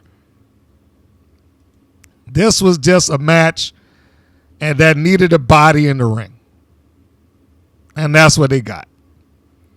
If I had any advice, not that my particular point of view makes any difference to what they do with their lives and careers, but I am really hoping, my fingers are crossed, that Blaze goes somewhere that she can be useful and build a name for yourself out there outside of this, because I don't think that is going to happen for you in WoW. I really don't. I'm sorry. Looks like $1 million in WoW. But between the booking and between the explanations that they have for WoW, it's like, why would anybody care? And by the explanations, I mean the whole thing that McClain goes out of his way to talk about this brace is only psychological. I wrote that again. Why is this important? Why was that even worth bringing up? She has the knee brace on. Move on. It didn't require that for Tiki Chamorro every second that she's in there, even though they went out of their way to let you know that, well, that didn't happen in a wild ring. She did that while playing rugby. It's just pointless chatter. So anyhow, the match is not important. What happened in and around the match with the Fabulous Four probably is. And by that I mean the small snubs that Penelope Pink would do to HollySwag. Now, I don't know where this is going because, you know, if we rewind it a little bit, we got the whole Swag turning her back on her mom and, you know, and her, we'll say in this instance, aunt, to join the Fabulous Four because she wanted to live the high life and this, that, and the other. And then they started off like they accepted her. Then it's like she's creating dissension. And McLean's dropping hints like, well, but everybody online thinks she's a Trojan and that she's only doing this for whatever reasons to cause problems within the group. Then it goes into now it's just Penelope Pink snubbing her and Lana Starr doesn't seem to care. So I don't know what their particular angle, storyline, plot divide. I don't know. I have no idea. Is she an accepted part of the group or not? They haven't been clear about this because they keep having little things like this. Not that anybody performed it badly, but just let me know. Just tell somebody. Let us know what this thing is. Why is this happening? What is this for? But it's just not taking place. So what you got when she came out there is Swag again. Like I said, she's been kind of minutely snubbed. Pink holds the ropes open for Lana Starr, but when Swag gets up on the ropes, she's just like, nope, I'm going in. Pink and Lana Starr do their hand, motion with each other, and when Pink gets, I shouldn't say Pink, when Swag gets ready to join in, Pink just moves her hand away and she points at herself. And Swag just has to kind of play it off like, yeah, okay, that was great. So it comes off like Penelope Pink doesn't have time for nor likes HollySwag. But I thought they were past that. And like I said, I don't know because it's a little inconsistent. Ashley Blaze comes out there and she looks great. Blowing kisses at the audience. Looks a little bit more baby face like that to me than what she normally does. Normally she has the air of heel. Now I still think that she probably plays a better heel than she would a baby face, but for whatever reason, maybe it's the smile. She doesn't come off to me like full on better as a heel in this particular instance than she would have previously. So we've got Blaze and we've got Pink, and like I said, this is not a match where the outcome was ever in doubt, or you could have suspended your disbelief for enough time to believe that Ashley Blaze would have succeeded somehow or another. And that just wasn't there. One of the things, to reiterate is that McLean bringing up the knee brace. That was pointless, served no purpose, because it didn't play a part into the match. And I don't know why it has become this thing like I have to make sure that people understand, well, she's actually not hurt. She's just wearing it because she has some psychological connection to it. I mean, you might as well just go ahead and say that she's crazy. Well, she needs the knee brace because she thinks that her knees hurt, even though the doctor said it's fine. Well, just move on from that. So, the match goes on, and Blaze does well. She evades HollySwag, who's trying to connect and stop her on the outside on a couple of occasions when that starts up. But of course that doesn't last. At some point, Swag is able to aid her friend or her partner, I don't know, colleague. And that begins when Pink reverses Ashley Blaze going into the corner. And rather than get caught running in and running into her feet, she turns her around so the Blaze is sitting on the ropes. We didn't really get to see it as much, but HollySwag grabs the ankles of Ashley Blaze and keeps her from moving or leaving the situation so that Penelope Pink can come over and she can do her sliding German suplex. While this is happening, Lana Star was distracting the referee, by the way. So Swag and Pink pulled this off without a hitch. Swag wants a high five on the outside. It's like, yeah, we did it.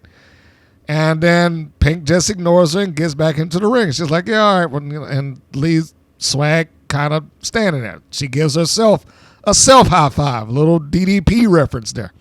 Self high five.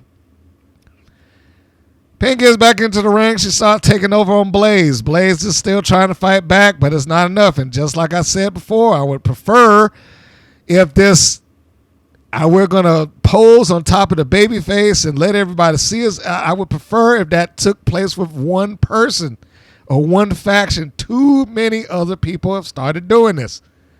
It's like if it's a heel faction of more than 3 people, well, we got to all get together and get the baby face over the ropes, and we got to do it just in front of the cameras because, why not? That should just belong to one person or one team. It started with the Brat Pack. Leave it with them. Once you start spreading it out amongst everyone else, it's no longer special. It's the same thought process as Samantha Smart being next to the Classmaster. Once you apply someone of equal height to someone whose only selling point, and let me be clear, because that is the only selling point that they ever give to the Classmaster, that she's 6'2". Her only selling point is that she's 6'2", so let's just stand her next to somebody else that's 6'1", and then put heels on her so she's just as tall. Same rules apply. It takes the special away. So when you got somebody else all doing the same thing, it's not special anymore. So I really think that should be just kind of dwindled down to, just the one team that does it. But they ain't do that, so, let's just move on. Yeah, where was I? I'm sorry. That just distracted me just getting off on that.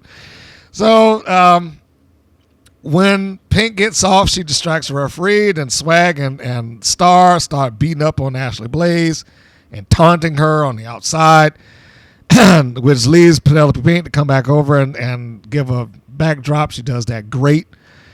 And starts pointing at the commentating desk. Now, I certainly hope that she doesn't do that too much, because the last thing that they need to do is engage the commentators any more than they're doing right now. I'm honestly surprised that Lana Star wasn't mandatorily required to go sit next to Dave McClain and talk during the match. But that didn't happen, so, they had a couple of exchanges of pinfall, did Blaze and Pink. And the only thing that makes this match, worth watching, that it is between 2 people that are capable, and I like them. I like everybody that was involved in it. I just didn't have the sense that it was going to make me suspend my disbelief and make me feel like, oh man, Blaze might pull this off. I never got that impression. I know I said it before, it bears repeating. I never got that impression, which is why I'm like, I don't understand how this is the main event, quite honestly. So, getting towards the end of the match, Blaze is able to turn things around on Penelope Pink. Now, I likes Penelope Pink. I do. But despite that, there's a spot in the match that's like, okay, this probably wasn't her shining moment. Pink gets Blaze into the corner. She's about to do the fist right on top of Blaze's head. Blaze slips out, and then she grabs Penelope Pink's arm from her backside. So she's standing behind her while Pink is still up on the second rope. She grabs her wrist and pulls her through, or tries to pull her through. And I say try because it looked like Pink was losing her balance and had to re-sturdy herself.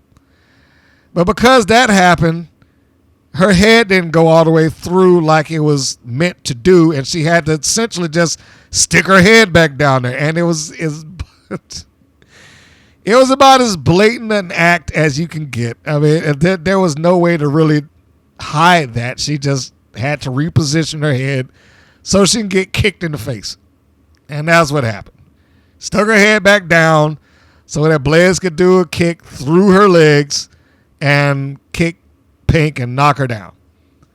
And that's when you're seeing, Star and Swag on the outside trying to get Pink to recover. Swag is waving her big fuzzy hat at her and like trying to get her some air or whatever. And then Blaze and Pink start exchanging slaps or chops, whichever way you prefer. And they are, they're going at it for a little while. Blaze does, some nice maneuvers in the corner, catches her with a spin wheel kick, catches her with a side kick, and then she gives her like a, we used to call it like a mafia kick at one point. Here's where I'm like, I don't even believe that wasn't the finish. She hits Pink with a hammerlock DDT. Surprisingly enough, neither Star nor Swag tried to intervene to get, to save her. She just kicked out on her own, which I was really shocked about. Because that could have been a finish, or at least it looked like it might have been a finishing move. And if they wanted to protect Blaze in a potential finishing move, that would have been the time to do it. But Pink kicks out, and Star and Swag are thrilled that she's able to save herself.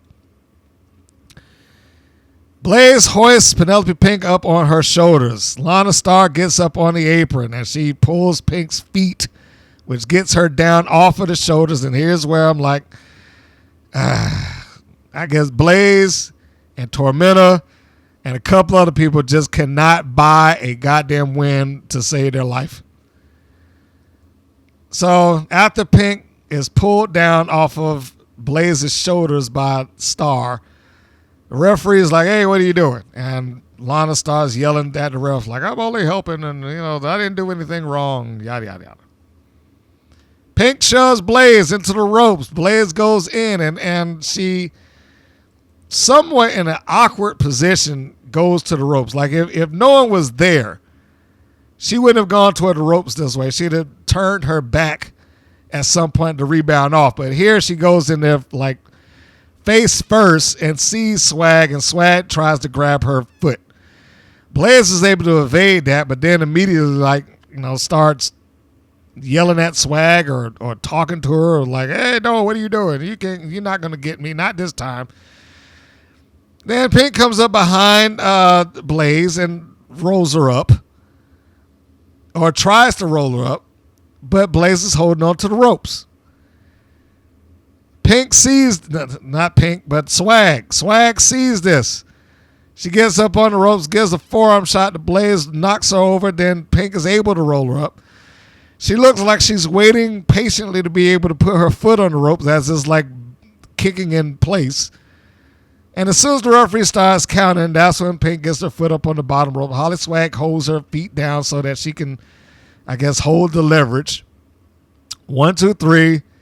And Blaze is defeated again. Surprise, surprise. I know you didn't see that one coming, but she lost. And so Blaze sits in the ring with a look of total dejection as the heels emerge triumphant in this particular scenario. So The curse of Ashley Blaze continues. This pretty much was like a 3-on-1. That's what was said. This is pretty much like a 3-on-1. But then I'm like, okay, he still allows it. McClain has no consistency. That's why I said earlier, it doesn't matter if you intervene or cheat in the match. What matters is that you don't cross him doing it. It is a bigger deal to screw McClain over than screw over anybody in that match, because he can sit there and watch you cheat. He can call the match and see you cheating and say it. But I'm not going to do anything about it until it's something that interests me. No consistency there. The overall show was, what did I say? It was good and bad. But this episode was like a prime example of everything that I feel like WoW represents. There's a lot of matches, very little substance, nothing going anywhere. The main event didn't really have anything to it. It was just a match. Champion comes out, gets sent away immediately, along with her manager, never to be seen. Top tier wins a match against the Dojo defenders and Xena Phoenix. Oh well. Again, nothing there. And it's a top tier promo at the end, which doesn't allude to anything. Genesis and Tormenta. Tormenta just cannot get a break, at least in this environment. If she actually does win the WoW Championship, then whoopee. I don't know what it would mean at this point. Del Rey with the Alliance versus Holidead. Although the match was fine, this is the only thing that had any angle that came from it. There was nothing leading into it, but at least it had something going out. Then, like I said, the main event, which was, nothing. And I didn't care for it having the same, if not similar, finish in the show twice. Feet on the ropes. Genesis wins with the feet on the rope. Penelope Pink wins with the feet on the ropes. Don't necessarily care for Genesis bringing out nunchucks. She looks great while she's doing it. Looks very accomplished, but they're worthless. They're never used. Every once in a while, it'd be nice if she, used that to facilitate the win, but it just, the explanation of Xena Phoenix not doing well in the Battle Royal. Why was she in it if he has to make excuses for her like that? It's too many people. Then what was she in it for? So I don't know. Why is Top Tier still using the snub footage? And then and here again, we've got the same thing going. Gloria Glitter, even though they say she's off probation now, being snubbed by her partners. HollySwag coming out there and being snubbed by her partners. It's like a lot of recycled angles. And not even recycled in the sense of, well, we did this last season, so let's do another version of it. It's like recycled while the other angle is still going on. So I don't know. I am going to take a bit of a change of pace because I want to look at something that took place, a couple of things that took place on Reddit. Just because I want to hear it from someone else's voice. So just bear with me here. I'm going back to a thread that is called Thoughts on the New Champ. And this was put up. Now, these I will read the names for because, it's Reddit. And I don't feel like I'm insulting anybody by reading their stuff like I was on the comments box underneath the WoW thing. They're a little bit more articulate here on the Reddit site. All right, so yeah, it's called Thoughts on the New Champ, written by Andy Akeko. I think I'm pronouncing it right. Andy, I'm sorry if I'm saying it wrong.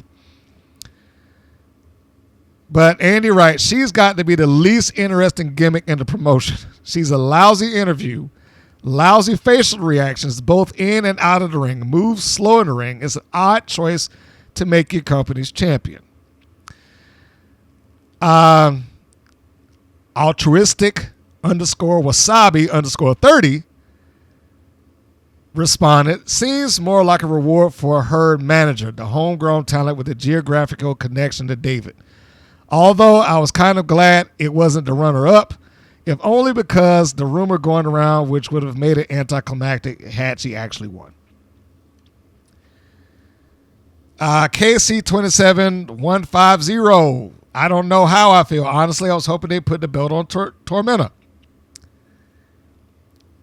Ray Gun Gothic. She writes, or let me not say she, I don't know. I assume. But it's not who I wanted, but it's better than the Beast. I like Lois Green, but I wish they were a little bit more serious with her presentation to make her seem more intimidating and less goofy. But that's like telling a bird not to fly. I think it's funny, and I wish they wouldn't do that way.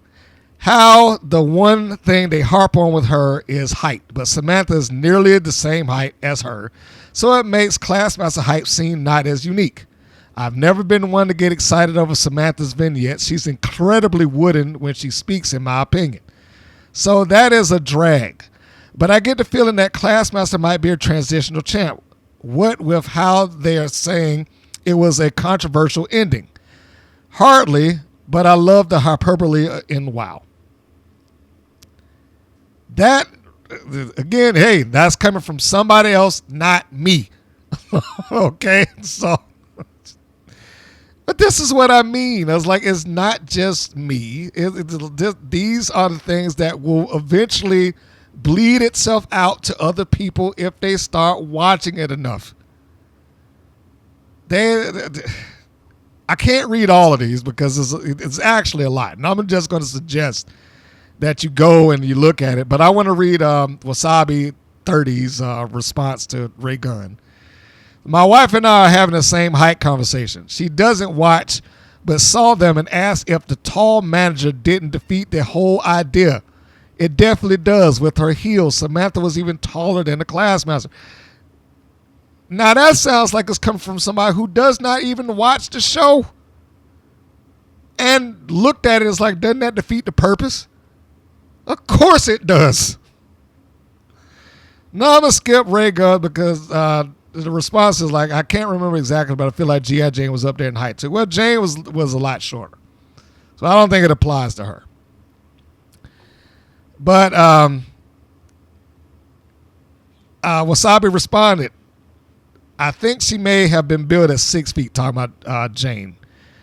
Definitely tall. Now, I don't know. Their whole faction had been Land of Giants, as disciplinarian even had some decent height, yet never pushed as monster heels, which I found odd.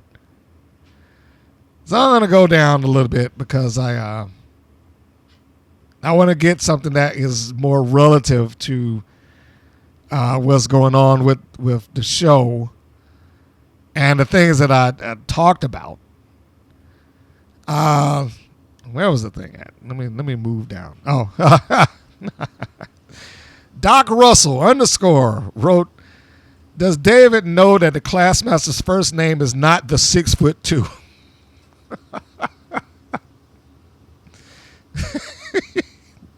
Like, seriously, why does he have to mention her height every time he says her name? Bravo, Doc Russell. Bravo. He continues and said, I was a bit surprised that they went with her as champ, but was really disappointed in the quality of the match. Genesis had to overreact to sell herself getting eliminated when the effort to remove her just wasn't there. Three ladies getting eliminated together was a bit obvious.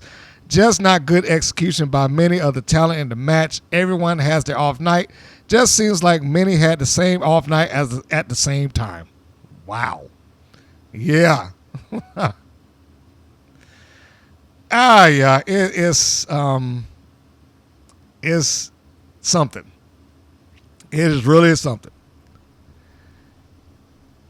Now, there are other posts Somebody has a random observation on, I think that's Ray Gun Gothic, had a random observation on Steffi Slays and kind of wrote their own version of what they thought should have happened. JK Reddit 75 wrote a fan fiction. Now, I'm certainly cannot go through and read the entire fan fiction, but I will say if you have the time, you should go ahead and read it. The link for their fan fiction is available and ready there. It takes you to archiveourown.org, and the title of the fan fiction is Taking Charge. So I will leave that as it is. If you decide to go and check it out, maybe if I can remember to do it, I might leave a link. And the last of it, because that was stuff from, I guess, a week ago, what have you, is the PW Insider reports Tormenta won the Wild World Championship, or the Wild Championship. I don't recall the World Championship. Now, they have since changed that, but the only thing that I really brought that up for is like, they don't take this seriously. PW Insider does not take WoW seriously. Just get that out of your head. They don't take it seriously, and as long as it stays the way it is, they are never going to take it seriously. As long as they leave it in funny cartoon land, it is not going to be any different. So, apparently, somebody said the Classmaster took PW Insider to task on Instagram that she was the champion, not Tormenta. I mean, I guess good on her. But that is... I'm not going to say it's the fault of WoW. Not completely. Because they should have, PW Insider should have checked into it or something like that. But that all that tells me is that they have no interest in this show at all. They have no interest in seeing how this thing went. They have no interest in seeing the result. They barely have interest in reporting on it at all. It's just, it just happens to be. So that is that as it relates to WoW and their stuff and whatever else is going on with them. But then we got the preview segment, and I will get through this and we can wrap it on up, because this next episode I am almost dreading. I like I said, I don't have any faith that this stipulation will mean anything. But let's read it and see what they sent me this week, huh? How about that? The next episode to be seen is Season 3, Episode 20, Loser Eats Dog Food. All eyes and one team's mouth are the main event as a dog food match between Animal Instinct and Big Rig Betty and Jesse Jones takes place. The loser will be forced to eat dog food. But before the unfortunate ending of one tag team, there are other scores to settle this week on WoW. Miami Sweet Heat, Lindsay and Laurie Carlson are also in tag action against Scintilla Chella and Kalaki the Island Girl. Well, there's a feud right there. It is talked about them wanting to get with top tier, so why not go into a match with Miami Sweet Heat? Anyway, let me get back to reading. As are the Brat Pack, BK Rhythm, and Gigi Gianni versus the Fierce Sisters, Foxy and Roxy. In singles action, Angelica Dante is hoping to get her sister Chainsaw back on track when Chainsaw faces Beach Girl Crystal Waters as a sweet taste of kibble looms ever present over this week's episode of... Oh, God. Okay. So my initial response here is A, I don't expect the dog food match to be worth anything. B, Miami Sweet Heat taking on Chella and Kalaki. Aren't they supposed to be dealing with top tier? That was the last thing we saw. C, the Brat Pack versus the Fierce Sisters. I concerned for the Brat Pack because it's like unless it's some random team thrown together, they can't win. And D, singles action, Chainsaw and Crystal. Where the Crystal Waters? Where has she even been? Why is she back on TV? Oh, boy. I really don't want to see that match. And I don't really say that all that often. I do not want to see that match. Beyond the fact that I know already that it's got to have some sort of transitional segment that happens in, around, or during. Or at least I expect it. Maybe we'll see a flower transition again. I don't know. But other than that, I mean, this match is pointless. We all know that Chainsaw's going to win. Has Crystal Waters won anything?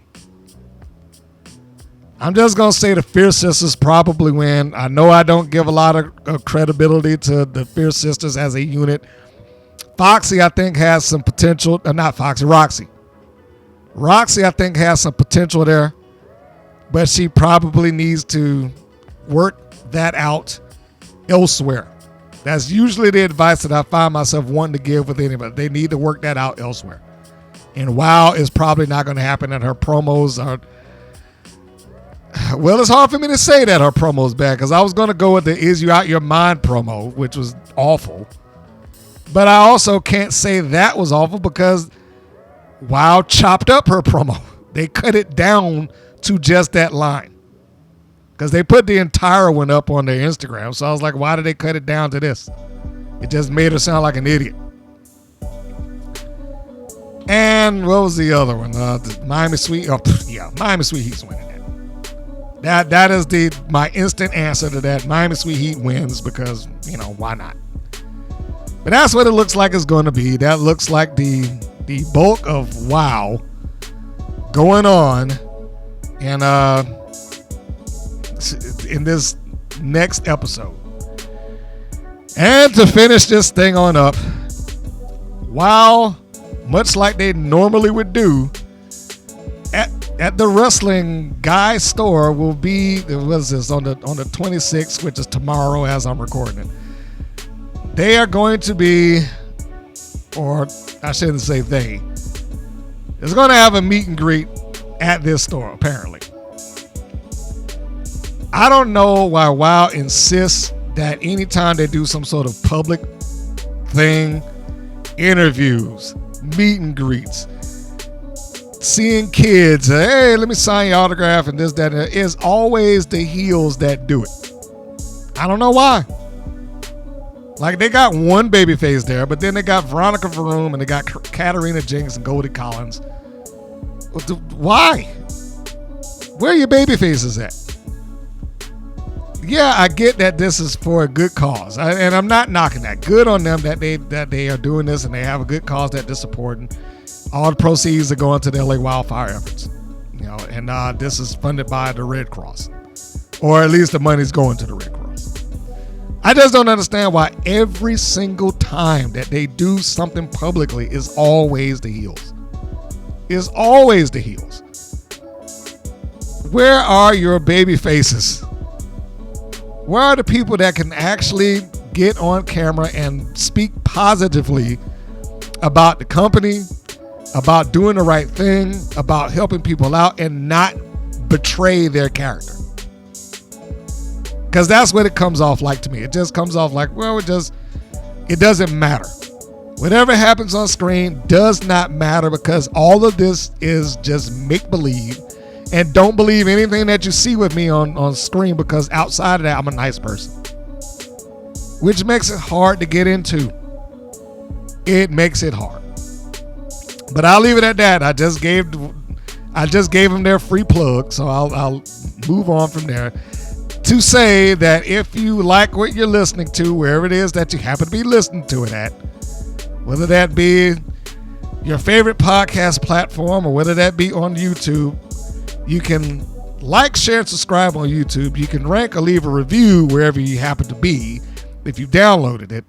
And if neither one of those things apply to you and somehow you stumbled across this and you don't know where to find it, then you can go to our website, WPNWrestling.com. WPNWrestling.com. It has everything. It is the center point for all stuff that is produced. It has matches going back to 2013. Of course, with other things, interviews, podcasts.